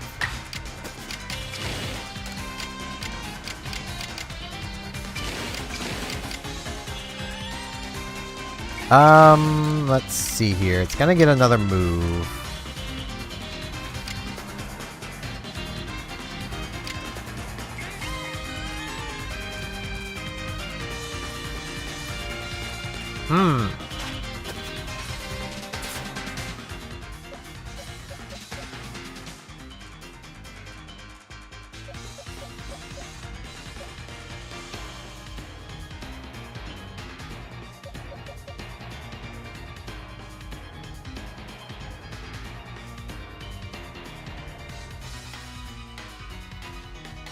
Come here, Miss Magius.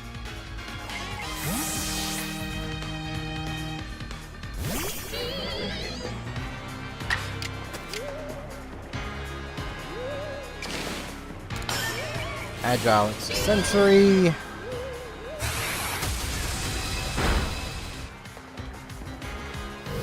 But now I'm just trying to think of, like, for a more, Shadow Ball. Okay, that's news to me.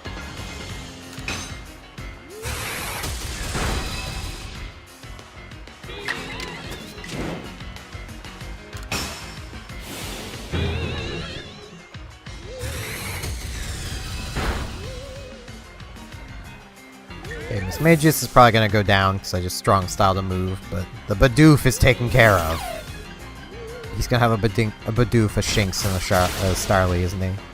Okay. Yeah, like, utility skills will probably be the most effective for, like, trying to diversify things. But I also... I know how they're probably going to think, you know?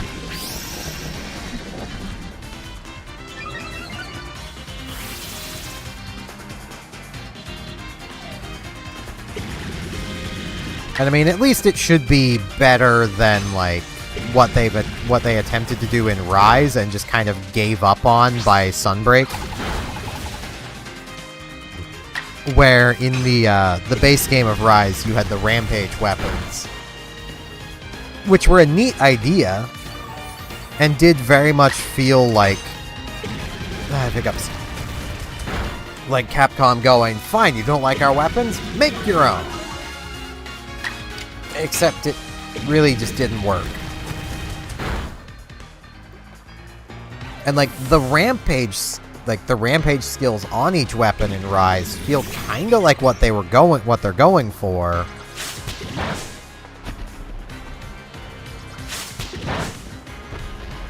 Except like even then, like,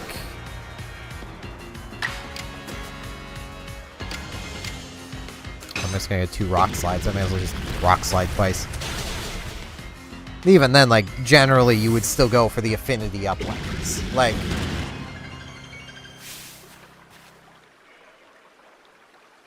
broke through my defenses. Thought I could do better than that, seeing as how I'm a guardsman.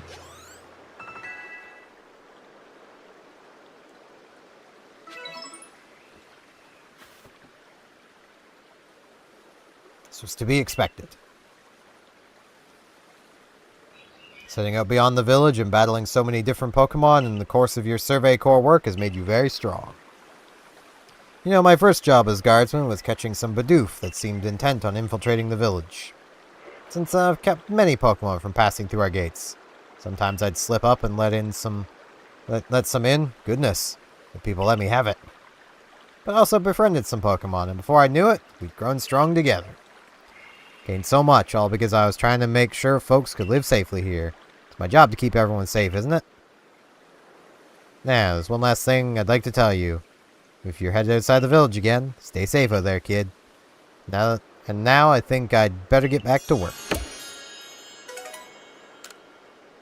Grit rocks.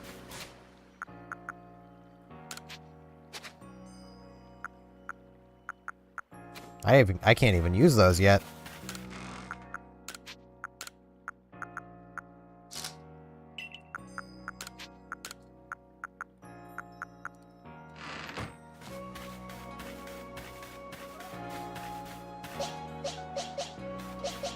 Okay, all my things are recovered. Now, I do also still need to fight the Lucario. May as well do that while I'm here. However I go about doing that. Probably by coming and talking to the Lucario. Hey, man. Pretty sure I'm ready.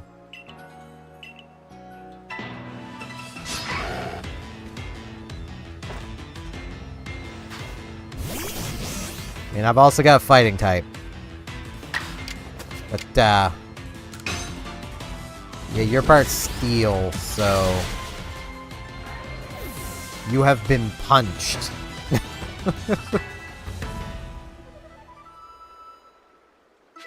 Sneasler enjoys punching things. It's a wonderful battle. Seems we need to redo our training. Was it a wonderful battle? You got one hit KO'd. Till you met many Pokemon that's helped make you stronger. I think we'll test our skill in other places from now on. Let's meet again. Another Grit Rock that I can't use.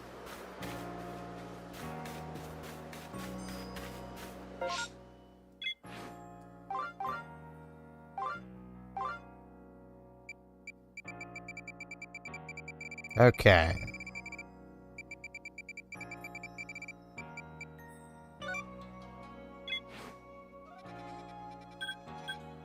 I don't know who I take this to. I think it's someone in the Obsidian Fieldlands. I think it's where Morel is. I honestly don't know.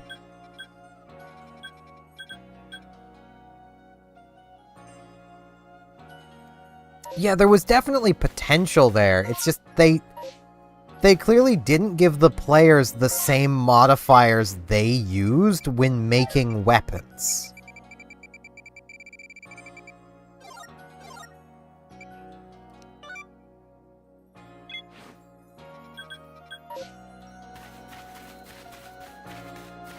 Which definitely caused problems with their viability, because it's like, sure, you could, you know, I'm pretty sure I just saw a Wisp. You know, you could run your Rampage weapon, you could put, you know, a power up, affinity down modifier on it, but like, what good would that actually do you, when you could just run another weapon that has the same attack that you could increase that to, but without the affinity downside? Like, that was the problem with the Rampage weapons more than anything, was that they overbalanced them.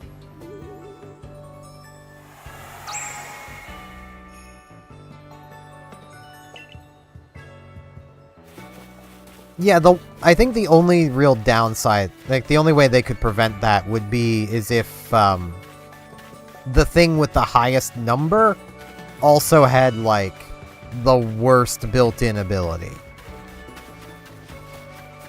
So like, I mean, to go back to that example, if like the weapon with HP, you know, health up was the highest damage, you'd probably not use it. You'd probably still use the one with 2 points of critical eye, because you're probably going to get more damage out of it.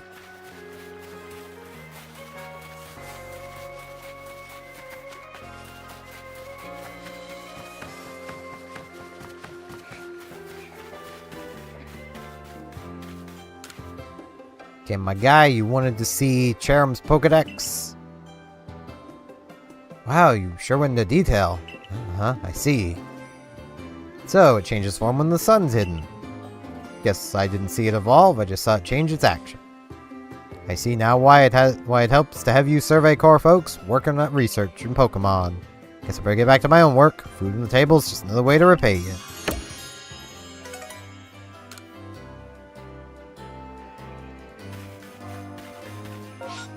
And yeah, I'll also, like, I appreciate that they're trying. I'm just not sure it's actually gonna work.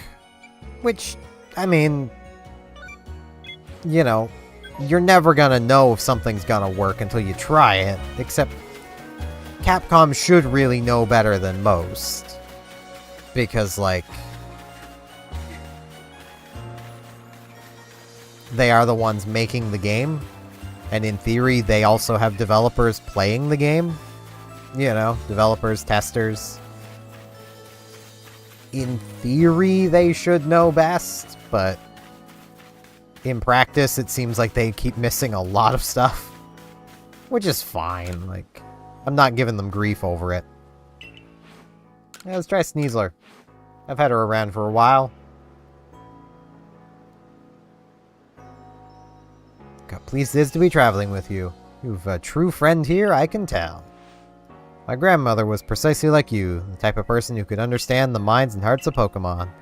I grew up watching how she interacted with them, so now I have a knack for sensing how compatible a person and Pokemon are.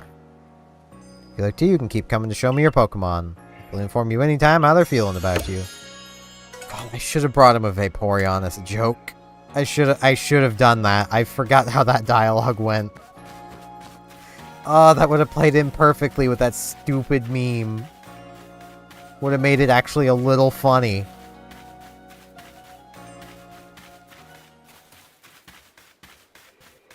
Okay, where it is nighttime, let's come poking around for wisps while I'm here. So there's probably some down here somewhere.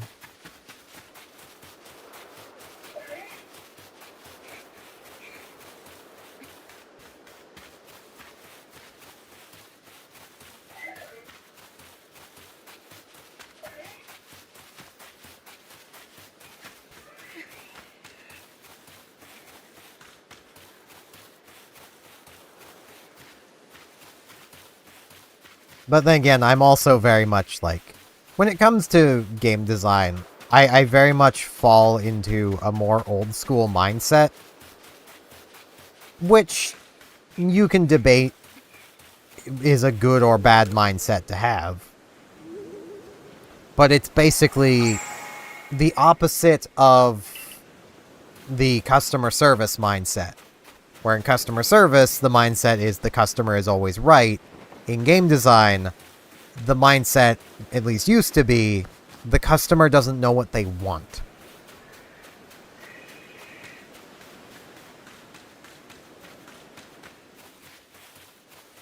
So, like,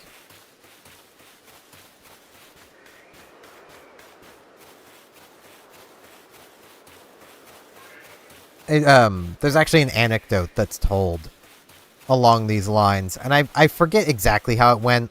I learned this anecdote way too long ago to reliably remember it.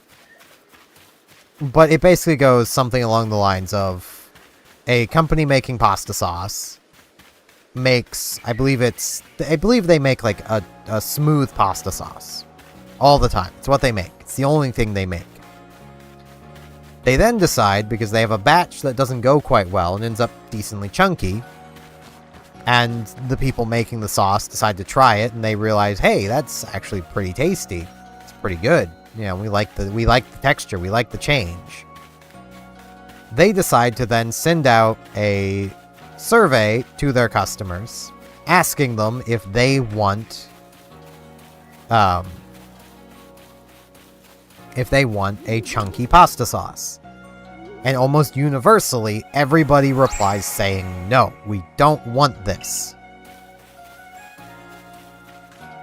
Well, the company, knowing that they've tried it, and it's pretty tasty, and they like it, like everyone there likes it, they figure, okay, let's not give up on this. We've already got this batch, so let's just give people a chance to taste it. Let's let them try. Let's give them a sample of this chunky pasta sauce and see what they think then. And after giving people the taste test sampling, almost universally, everybody suddenly wants chunky pasta sauce to the point where they're overwhelmed with orders for chunky pasta sauce. This anecdote generally told in game design as, again, an example of the customer doesn't always know what they want. If you've got something you know is good, then just asking the customer if they want it isn't going to do any good because, well, they don't have it. They don't know it's good. They know they like what they've got. So they're not going to be as open to a change because why would they? They like what they've got. Why would they want a change? But when you offer them a change that's positive, good, and that they like, well, suddenly they want that now.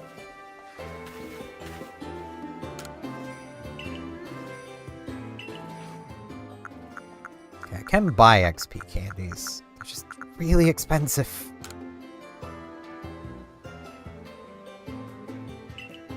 Came up with a new treat using candy truffles, but it's caused me some sorrow. Every last person who tries it says it's beyond saving, complete disaster, utterly terrible. Had to shelve this new creation, there it remains, in the salty puddle of my bitter tears. You'll likely never see the light of day again.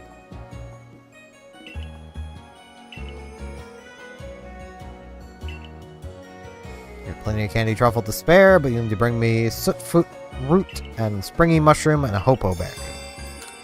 Alright, I mean, I can do that, my man. Yeah, I'm gonna see if I can sell some stuff to you. Because you are a shop, my dude.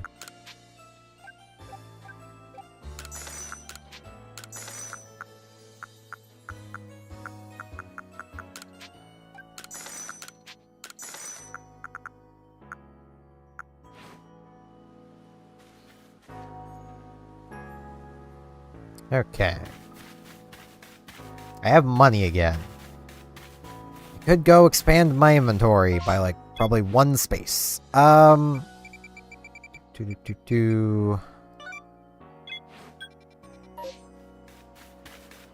as well gather these ingredients. So I need one of these. One of these. Also, I should check the message I have on Discord.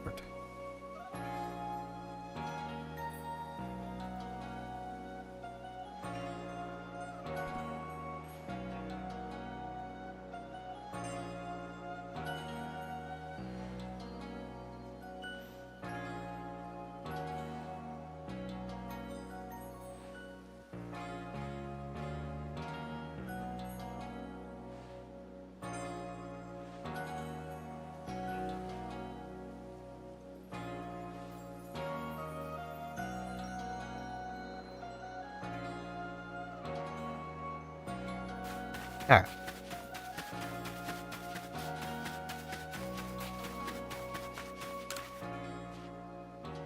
Man, brought you stuff. I'm ready to learn. There's your ingredients.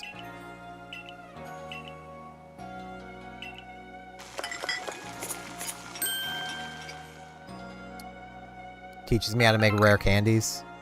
Swap snack. Huh.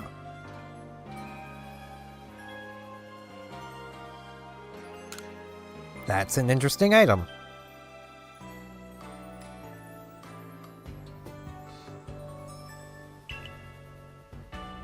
Yeah.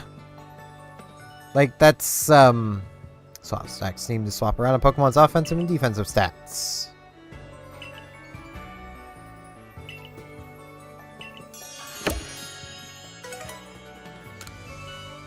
I just thought of an amazing use for that item.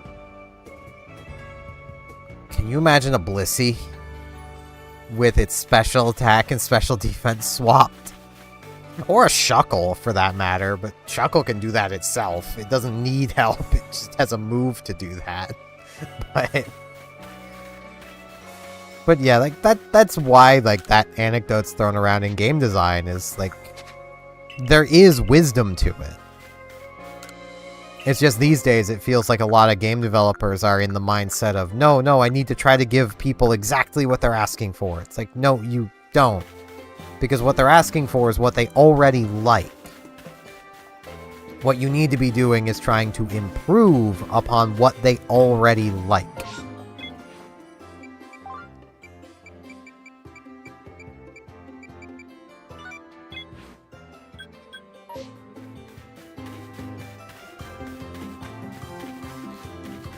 Because, like, you know,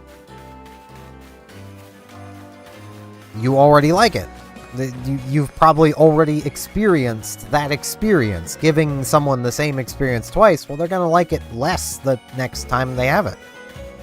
So, you know.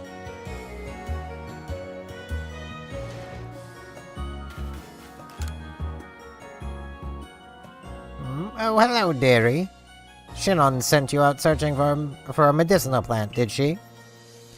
That'll be our three-leaved little helper, then. Shinon doesn't know this, but it's actually a Pokemon that lives in the Crimson Mirelands. Poor Shinon will get quite the shock if she finds out. So bring it to me instead, would you? Best of luck in your search.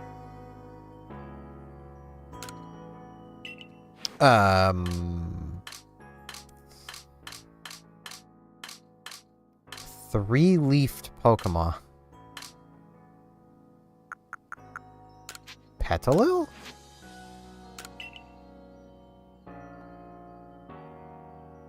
Ah, yes, there's no mistaking those lovely leaves. This precious darling's the one we need. Now then, Petalil, my dear, would you be so kind to share a few of your leaves with us? Hello again, young lady. Did you find... Wait, who's... Oh, it's her talking. Okay. Pokemon. It seems we've been discovered. Petalil here is just sharing its leaves so we can make our medicine. No need to panic. But the medicine ingredients came from this Pokemon the whole time? You know how scared I am of Pokemon. Sorry, but I just can't make this medicine anymore. This phobia of yours has gone on long enough. Pokemon scare you because you know nothing of them. But your ignorance should worry you far more than the unknown, my dear. The Galaxy team even set up the survey corps so we could learn all the more about Pokemon. Would you have their efforts go to waste? Okay, Grandma, no guilt-tripping someone with a phobia.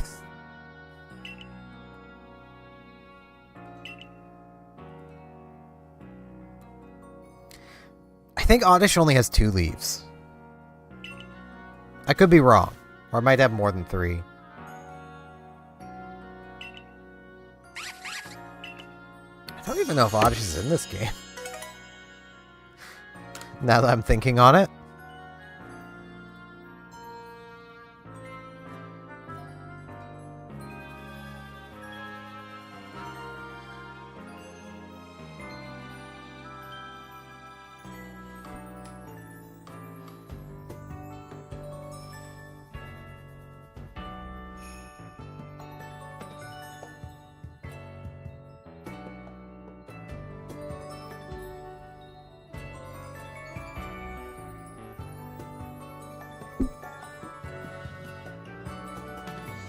I'm actually curious if Oddish is even in Legends Arceus. I don't remember. I don't know if I've got one or not, and I'm too lazy to go check my fields. Especially when I've got Pokemon database open.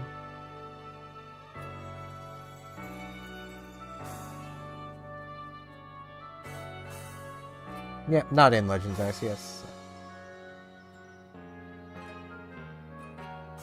My next thought there would be maybe Gloom, but Gloom has 4.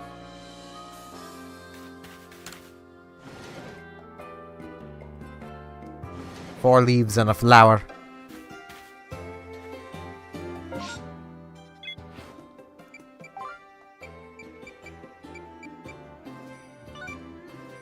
Okay, this will be another one in here. We got the back alley, Mr. Mime. So many side quests right in this town. I should actually go grab some coffee, because I'm pretty low and the coffee pot's probably turned off. So I'll be back in like a couple minutes. I need some coffee. So I'll be back.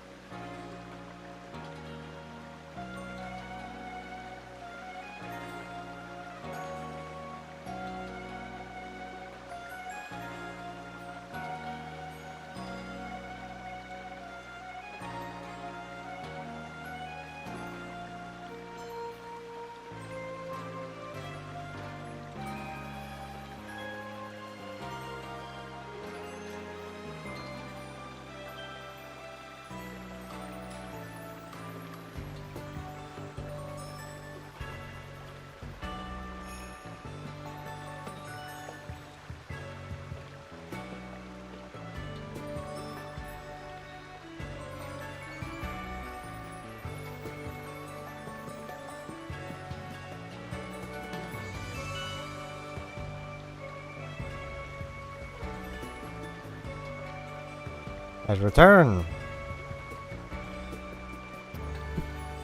Hello, Illyra Marine 00. I get the feeling I already know where you're going. I do not wish to purchase art. I do not have a public-facing Discord. My current stream server is temporarily closed. Much of time in the Fieldlands, getting harried by Pokemon left and right. They even got me with a few of their moves. But I did get those tumble stones, so I think I've earned some time to cool my heels here. Didn't even have a chance to use all the Oran Berries you got me. They made a lovely snack. Nice to be able to carry so much. Asking that fellow at headquarters to fit more on my satchel was definitely the right move.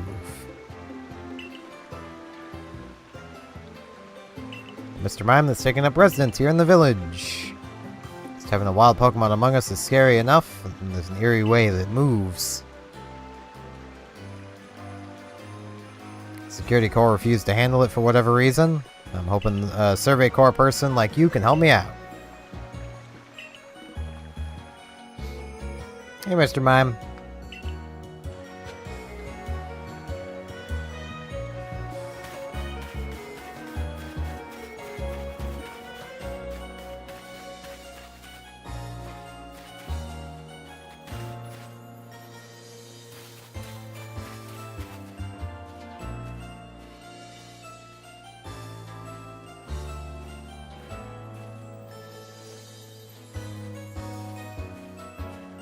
A decent while.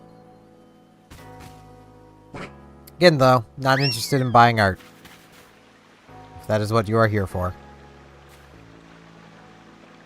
Ran off that way.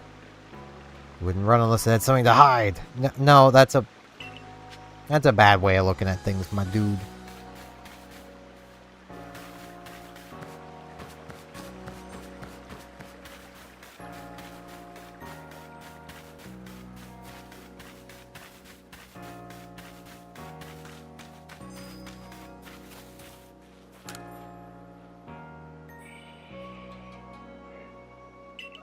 Ran right up there.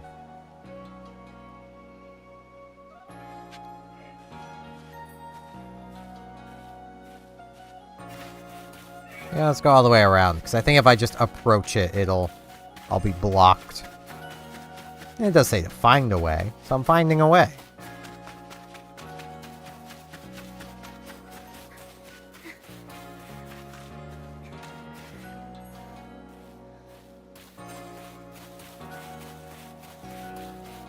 Yep, it blocks this way, I think. Oh, no.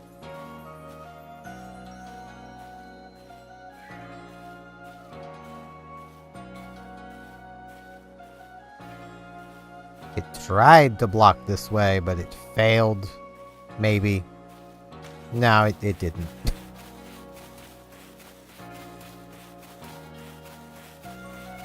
No, it did.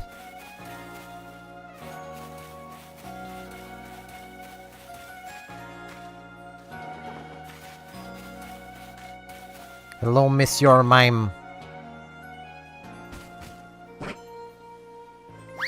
I think it's just playing.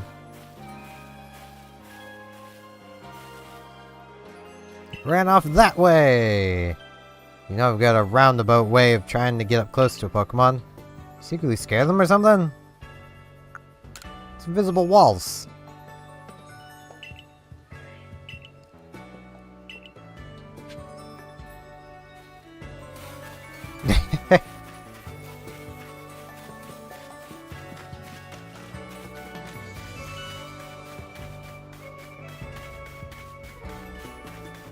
Alright, now where's this Monsieur Mime?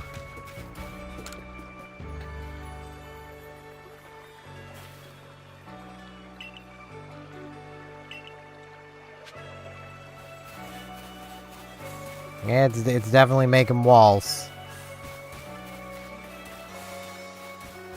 Hello, Monsieur Mime.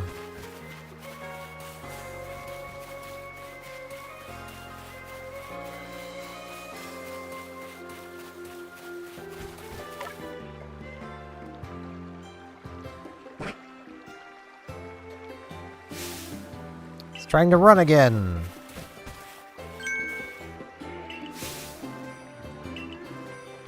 It's called Barrier. How's it, Mr. Mime? Something got you. Looks like something got you in a panic. Reese, you know this, Mr. Mime? Yep, helps me guard the gate sometimes. And stands out in front of the gate, does that eerie dance. Wild Pokemon can't get in. It's like there's some kind of invisible wall. It's docile and helps me out with my job, so I just let it do as it pleases. Who would have thought? Gonna make you go through all that trouble, but it brought me some peace of mind, if nothing else. We got invisible walls cropping up here and there, folks had better keep an eye out. Perhaps not an eye, well, however one watches out for invisible obstacles.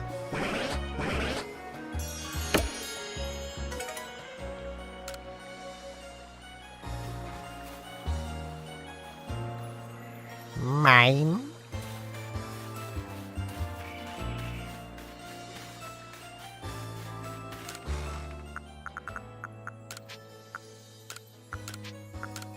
I do like the idea of this. What would be the best Pokemon to use that with, I wonder? Because, like... Blissey would be a really fun one, because you'd still have a pretty solid special defense stat, but now you'd actually have a pretty solid special attack stat as well. Let's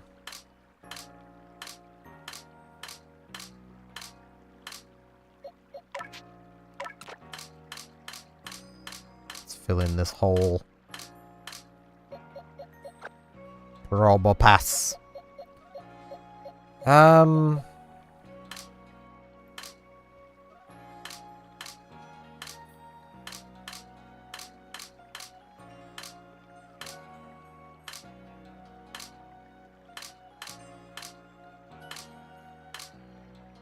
And, like, you would still have a lot of bulk because of, Blissy's natural HP. But there has to be a better Mon to use that on. Mantine would be pretty neat. Because, like, you'd be swapping that special defense for the special attack.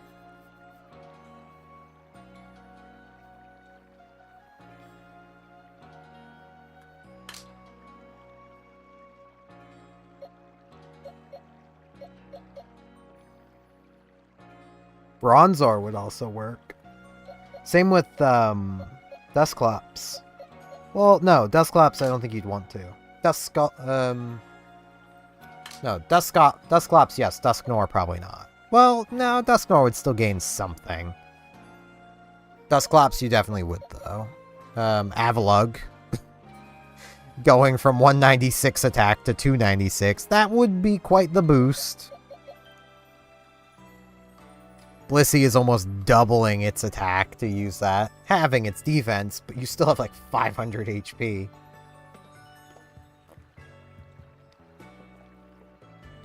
That's a cool item. They need to bring that item back.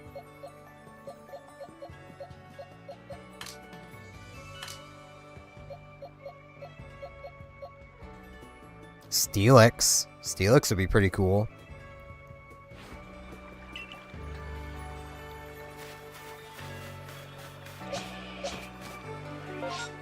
Okay, let's get back to poking through. May as well learn about this one. They got me running all over the place.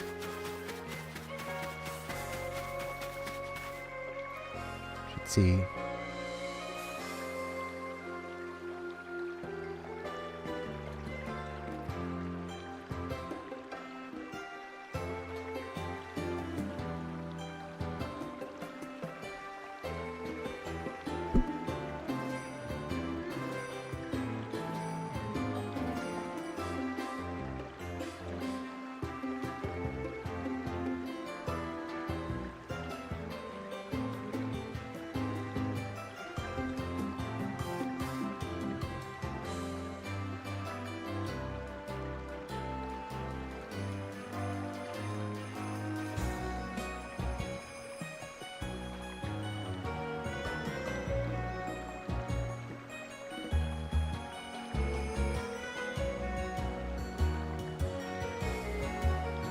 Alright.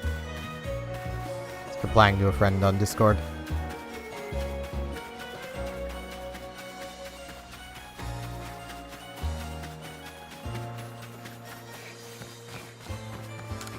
Hey man.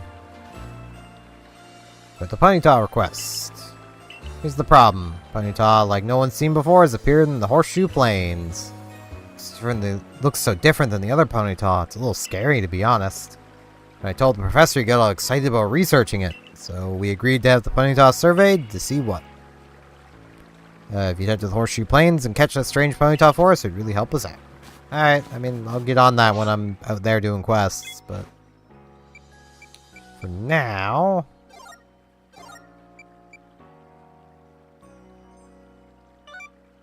pretty sure I've already done this? But that's something outside, so...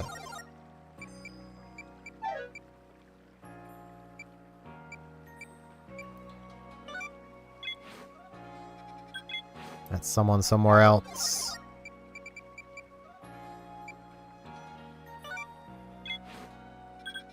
That's someone somewhere else.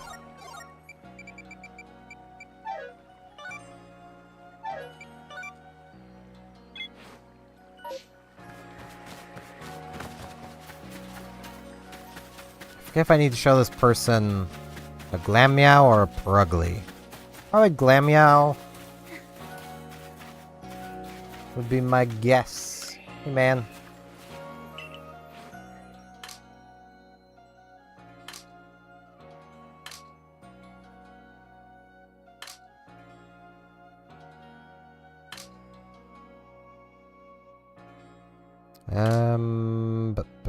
I could swear I had some of those.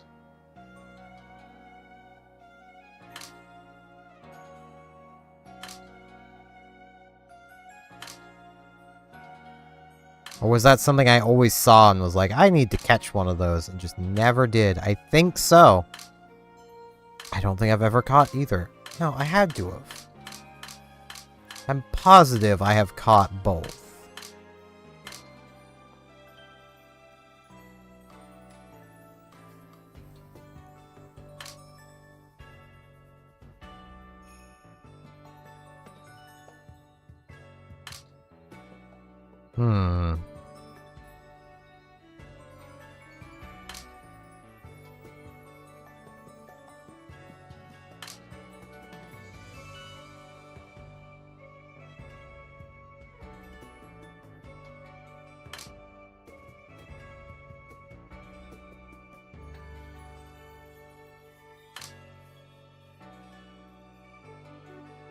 I guess I haven't. Oh no, there we go. Let's try Glameow. Yes, that's it. Just as I remember. The elegant sway of its tail. Charming spiral shape. The enchanting way it bobs like a leaf in the wind. Simply remarkable. And it's like, yeah, I know it. Well, its little meow is adorable as well. Have you gotten attracted? Have you gotten attached to me there, kitty? Oh, the dilemma. Pokemon are scary, but maybe this little one and I'll get along just... Ah, the darn thing scratched me. Yeah, you were bugging it. Just a little carried away there. Thanks for showing me your Glameow anyway. Its tail at least was a joy to see. One day when I find Pokemon with the perfect tail for me, I'd like to become fast friends with it, just like you and your partner Pokemon. Gravel.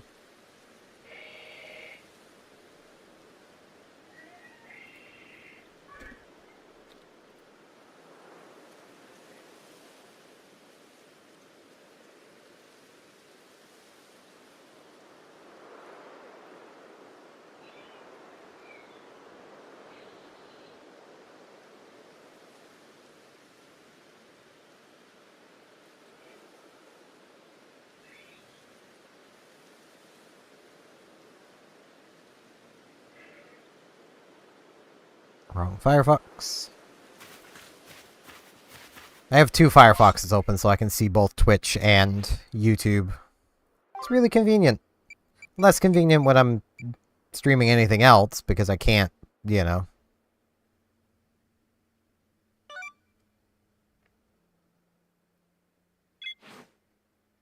Okay, that is somebody here.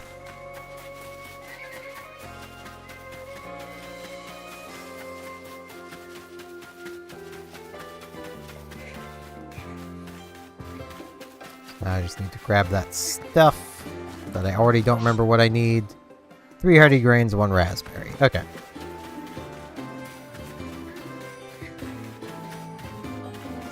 Kind of wish the stuff in my storage would just count. That'd be really convenient. I should also put this away.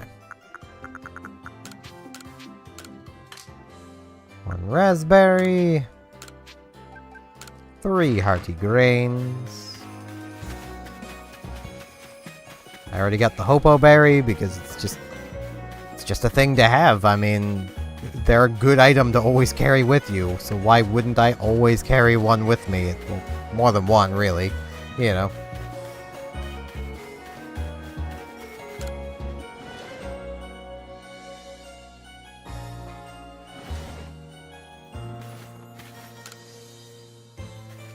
Okay.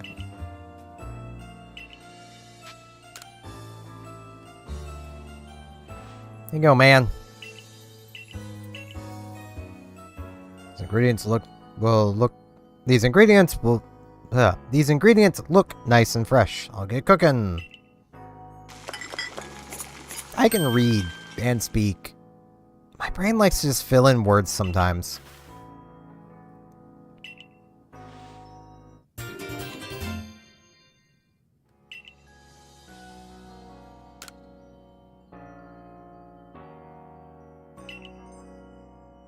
Taste is fine. It's not the same muffins from my hometown. From them being more moist.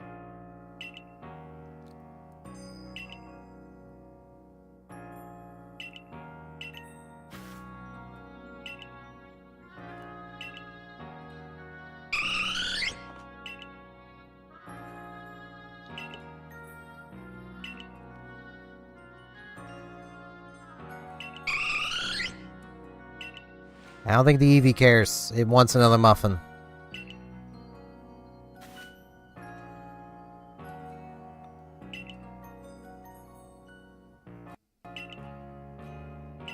Call them Jubilife muffins.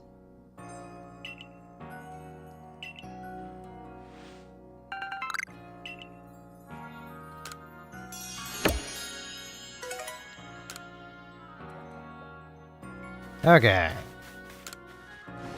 Gotta poke through more quests. So many side quests. I really should have done more of these as I was actively progressing. That probably would have been a good idea.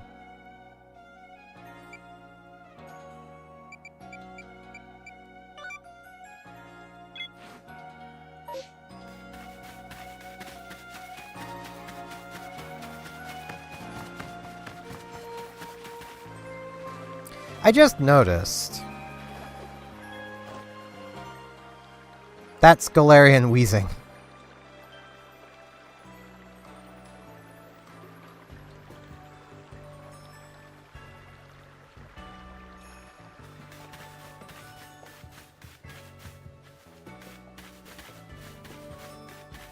Top hats and all.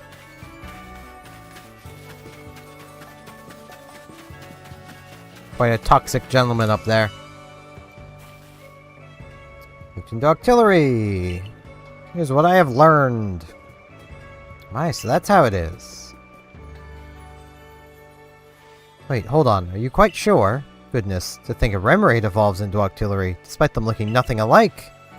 But more importantly, it seems artillery isn't poisonous, so its ink must be safe to eat after all.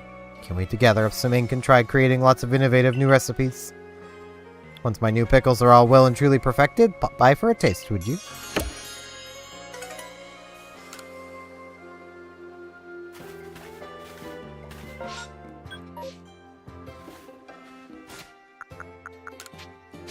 Okay, I need to put stuff away.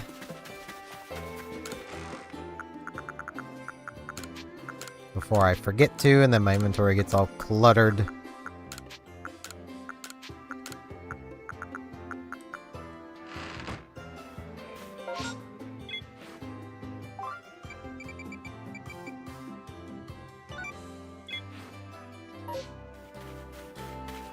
Just running all over town. Too much running.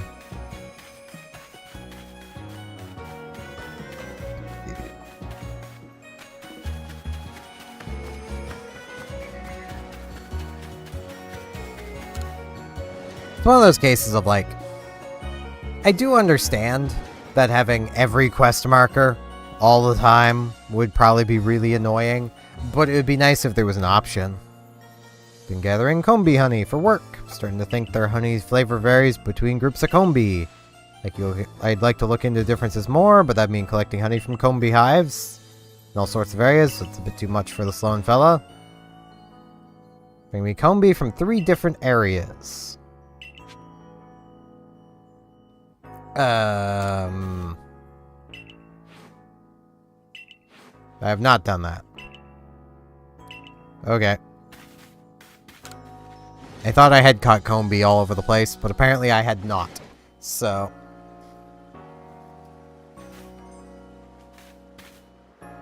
Next.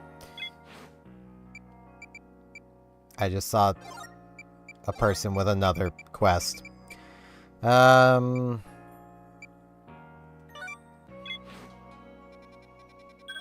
as well go get this request. Couldn't have had it while I was right there, person. Couldn't have just given me your next request instead of making me leave and come back. What do you want now? Oh, the perfect pickle recipe, thanks to Geodude. Are you curious? You bet I am. Tell you what, my dear, help me gather the ingredients and I'll teach you the recipe. We need 2 hunks of crunchy salt, 2 pods of plump beans, and 2 bunches of king's leaf. Alright. 2 salt, 2 bean, 2 leaf.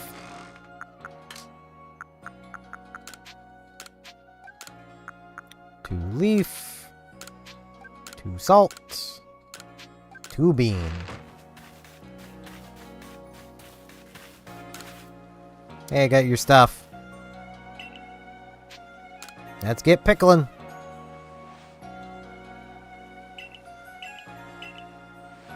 Lovely, I already have the sand radishes I need, so let's get pickling.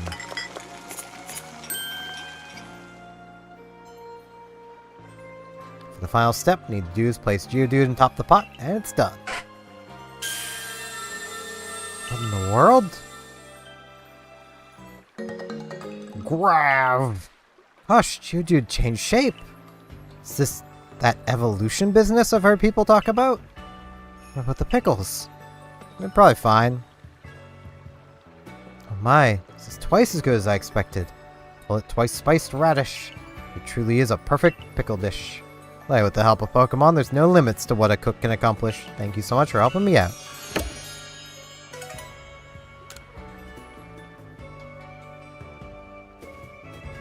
Got anything else? Maybe once I like step in a building and step back out. I'll just do that really quick, just to see. I'm also very tempted to get a Rotom, but like, I'm almost feeling like going like Rotom fan just for the funny.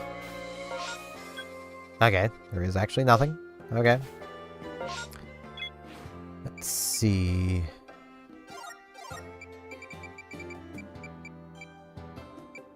Could do the Burmy.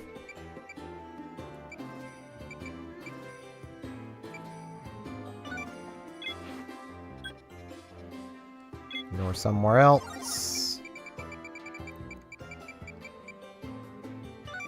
You were somewhere else, right? Yeah, okay. So I think I've done basically almost everything except the Burmy, folks.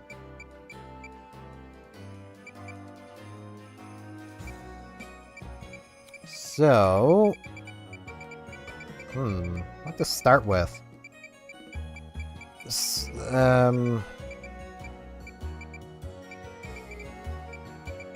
You know... not that one.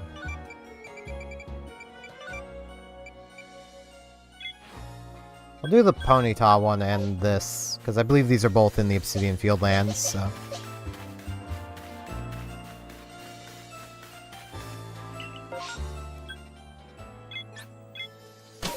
Makes the most sense.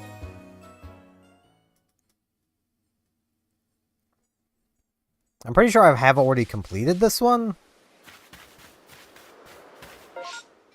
Or not.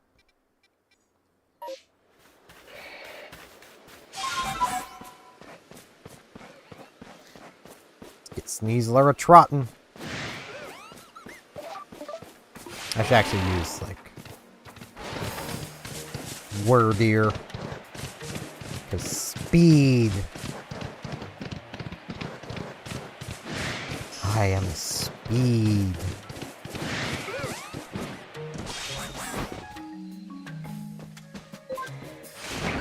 This makes the most sense, though.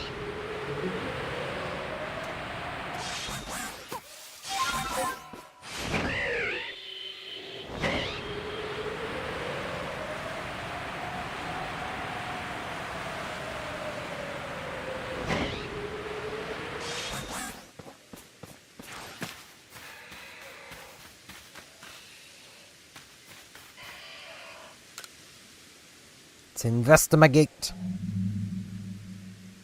It's a Chimchar. Standing in a tree. Hey, little buddy. How's it going? You like me standing by your tree? I mean, that's fair. It is your tree. Wouldn't want to impose, but like... I do gotta Thunder Wave you.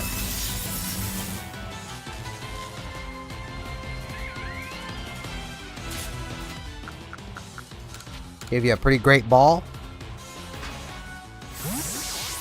I mean, who doesn't like a pretty great ball? Apparently the Chimchar. Being pretty swift.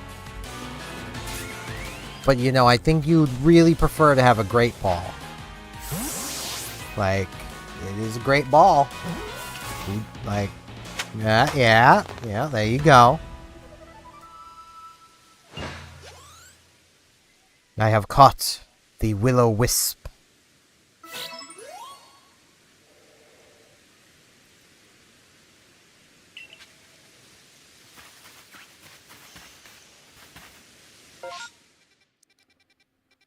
Okay, there is also a lot of stuff here to, like, pick up, so I may as well do that.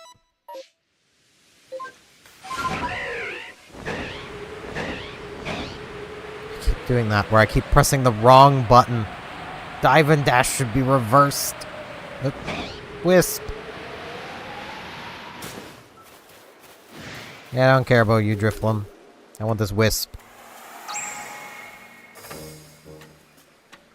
It's 12 left.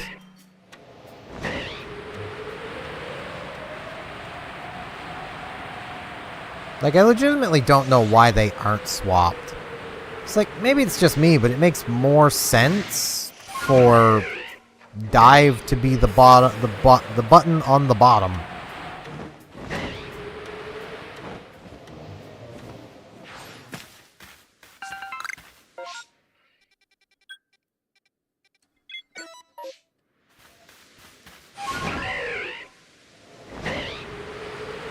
Like, dive being on the bottom because you're going down, dash being to the side because you're going fast. I don't know.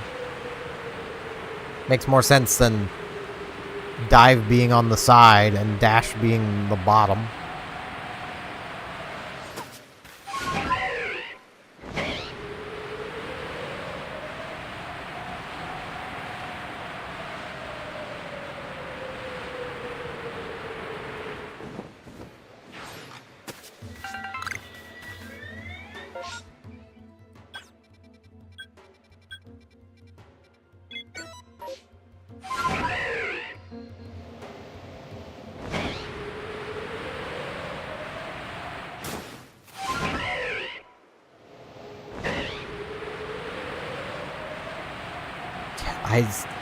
I'm so excited for Monster Hunter Wilds.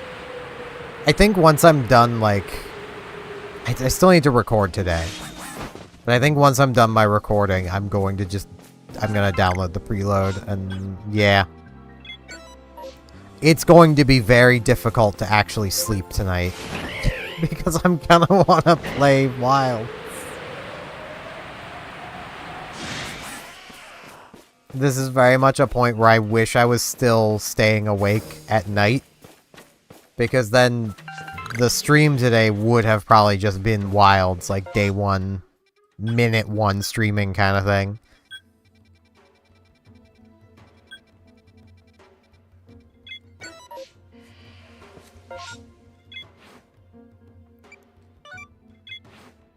Oh, I was pretty much spot on with my pin too. I was like, I'll just go over there. And I was like, wait, I can just set the objective marker.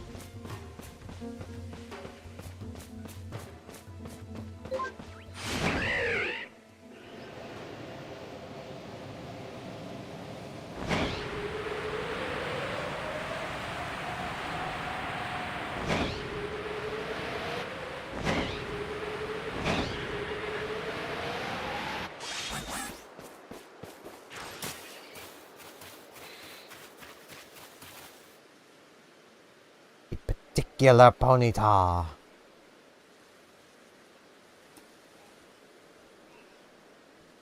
Does look pretty particular. It blew.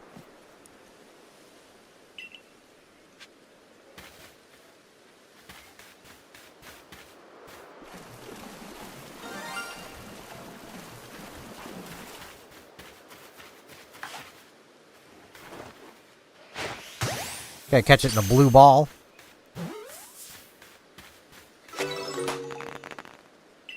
Time to report. Okay. before I do that, were you here? Yes, that was a dude that was here. I don't know if it's just in my head, but it feels like Sneasler runs faster than I do, so... Probably because Sneasler moves at, like, sprinting speed, without me needing to press the sprint button.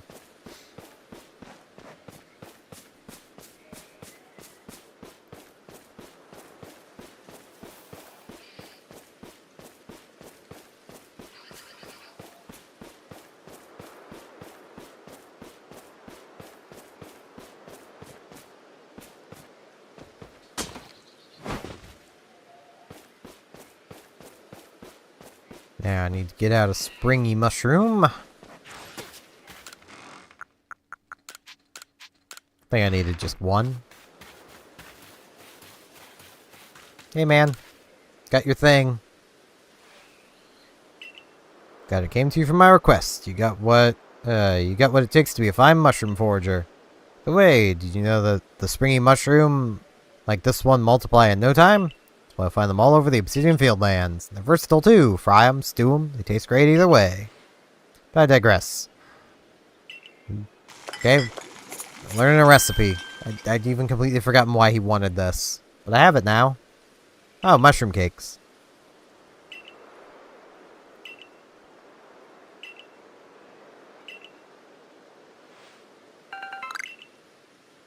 Okay. I mean, I'm kind of good.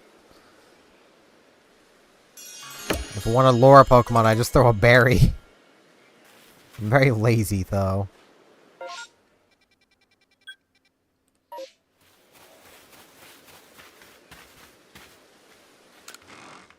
Now, I did need to catch a Combi over there. So let's go catch a Combi over where I technically need to go for the main story. Alright, I can't do that while flying for some reason.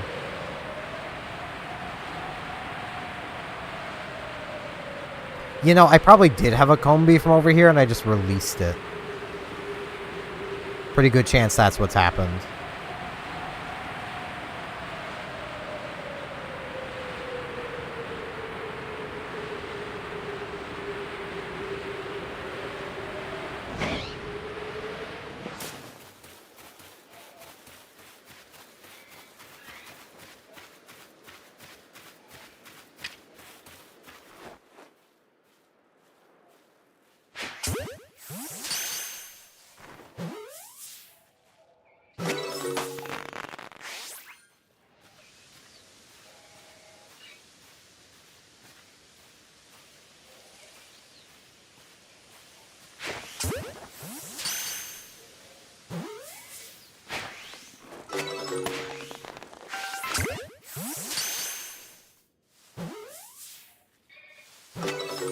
Give me lots of Combi, because I do need to catch more anyway, so it works out.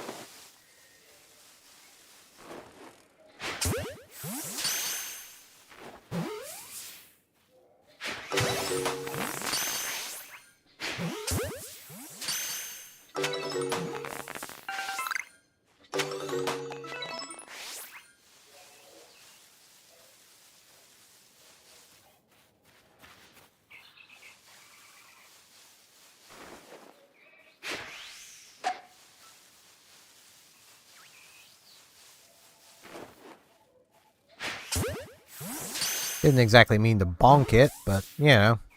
Look at all these male Combis. Oh, that one feels like it's too good to be caught. Back here, you punk. Nah, it's gonna fly away.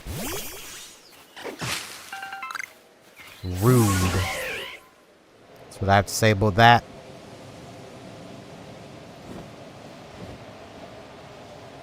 You know, the funny thing is, now that I can fly, I could basically just start shiny hunting if I wanted to. Because that's really the only prerequisite. You just need to be able to fly. Completing the Pokedex does help, because Shiny Charm always helps, but like... given you're spawning a bunch of Pokemon by flying around, and then you respawn them by re-flying over places... Ah, jeez, so many hiccups. And I now know, thanks to that quest, that the sound of a shiny is very noticeable to me, so... I was a little worried I wouldn't be able to hear it, because the game is a bit quiet, but... No, I could hear it just fine.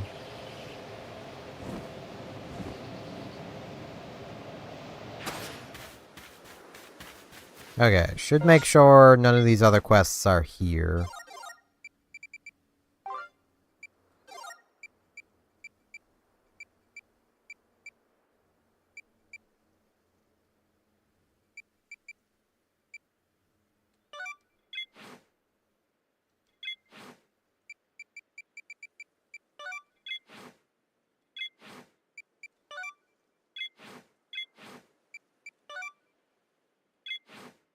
Yeah, this person wants a Scyther. I've got one, so... I can go give them their Scyther. Pretty sure I've got one anyway.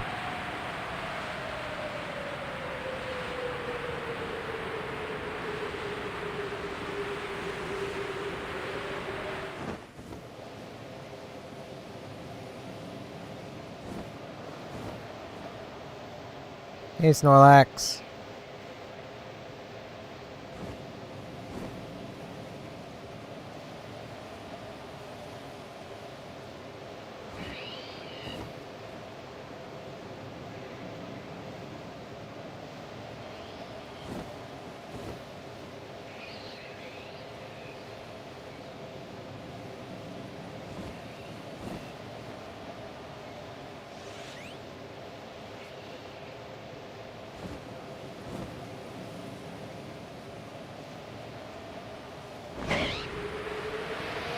Hey, man.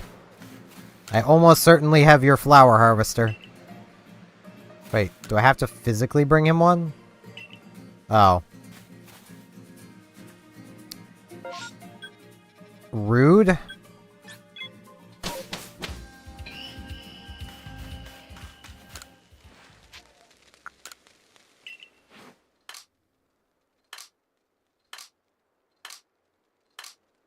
Pretty sure in here somewhere I've got a Scyther. Yeah, there we go.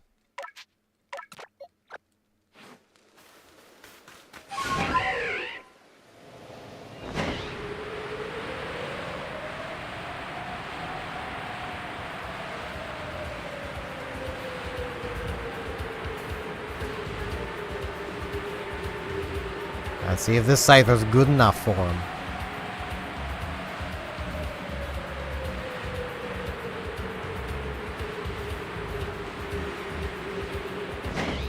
I had to put my duck into storage for this. Hope you're happy. Guess you must have brought me the Pokemon with the Scything Charm. Yep, there it is. Oh, those keen blades. Make short work of this. See the Remus Rose blooming all over this island. I have to gather every last one. I'm trying to pluck them all myself. Having this, yes, Scyther's help will make things much smoother. All the roses? My wife, you see. She told me she wanted to fill our garden with these Remus roses. So I'm gathering every last one to fill that garden right up for my darling dear. I think she just meant planting some. Seriously? She's meant to plant some? That was a pretty severe misunderstanding. Glad you came along before I plucked every rose on this island. I'll just bring some of their seeds home for us to raise together.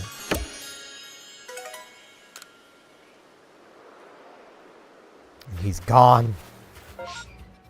I need to get my duck.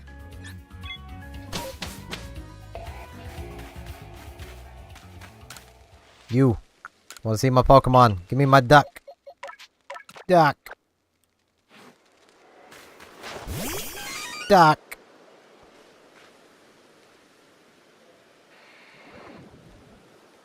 I mean, who doesn't love a good duck?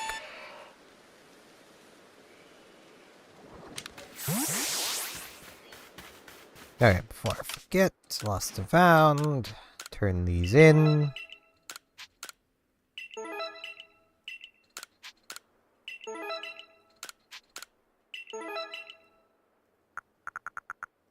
So much stuff.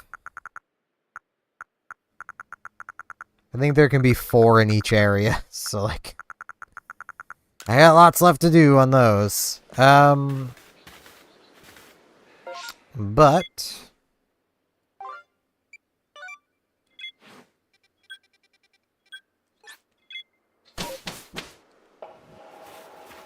may as well talk with the professor.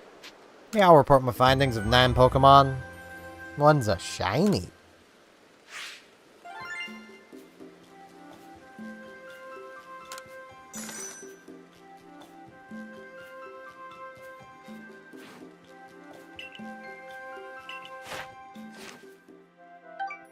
I always find it funny when, like, the Pokemon games do this and people are like, man, that devalues that shiny. It's like, y'all act like shinies have much value left these days anyway. Like, if you want to talk about something devaluing shinies, look no further than Omega Ruby Alpha Sapphire making it painfully easy to get shinies without the need of the shiny charm. Like, on my Omega Ruby, I have like a box full of different shinies, because as long as they can be Pokenabbed, they can be shiny hunted really easily. Like, and that was just from like a couple days of poking at shinies.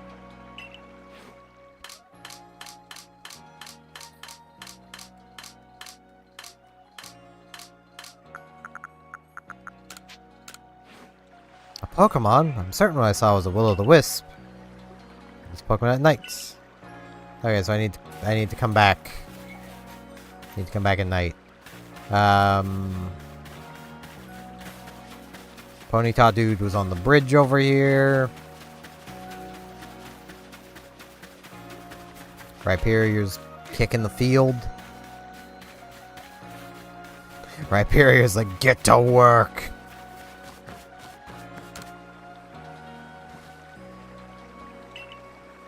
A friend of mine from Galar was surprised when he saw the Ponyta herds out in the fieldlands.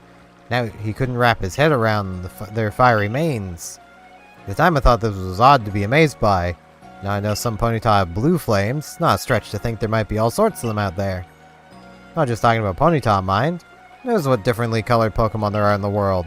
Survey Corps keeps trying its level best to research them all.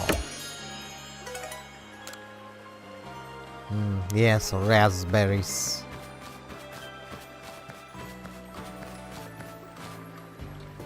Okay, who was...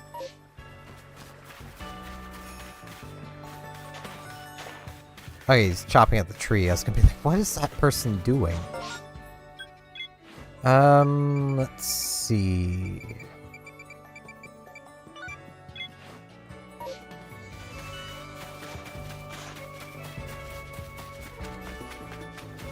Duck.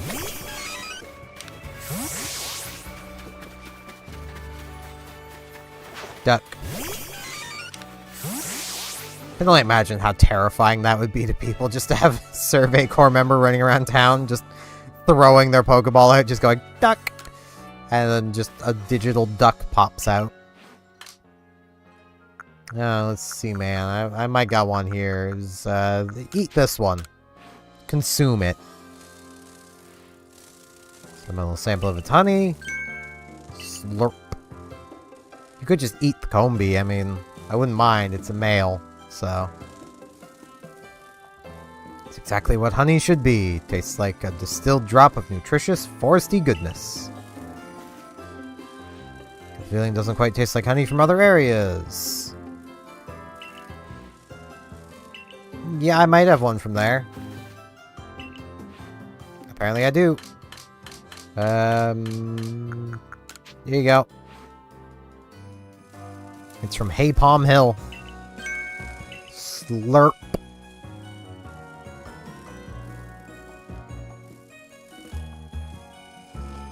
Not too heavy on the sweetness, just honey, plain and simple. Good enough to serve as a special treat on its own. This one definitely tasted different from the Grueling Grove honey. I'll make sure to memorize this flavor. I might. Do I? No.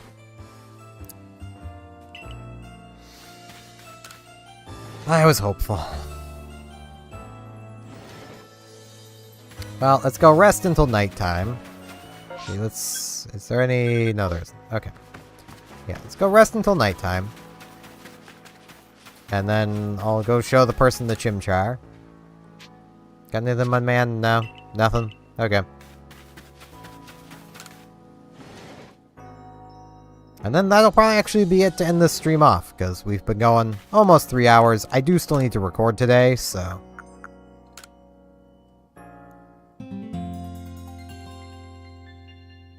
And I could probably do with eating something. I haven't ate yet today. And I've been awake since, like, 7. It's now 3. Should probably eat something. Just maybe.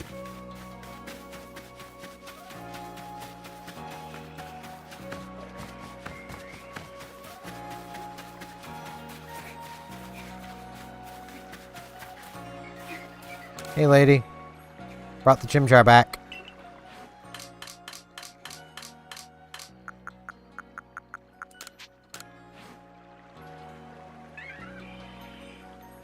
Brought a little fire butt.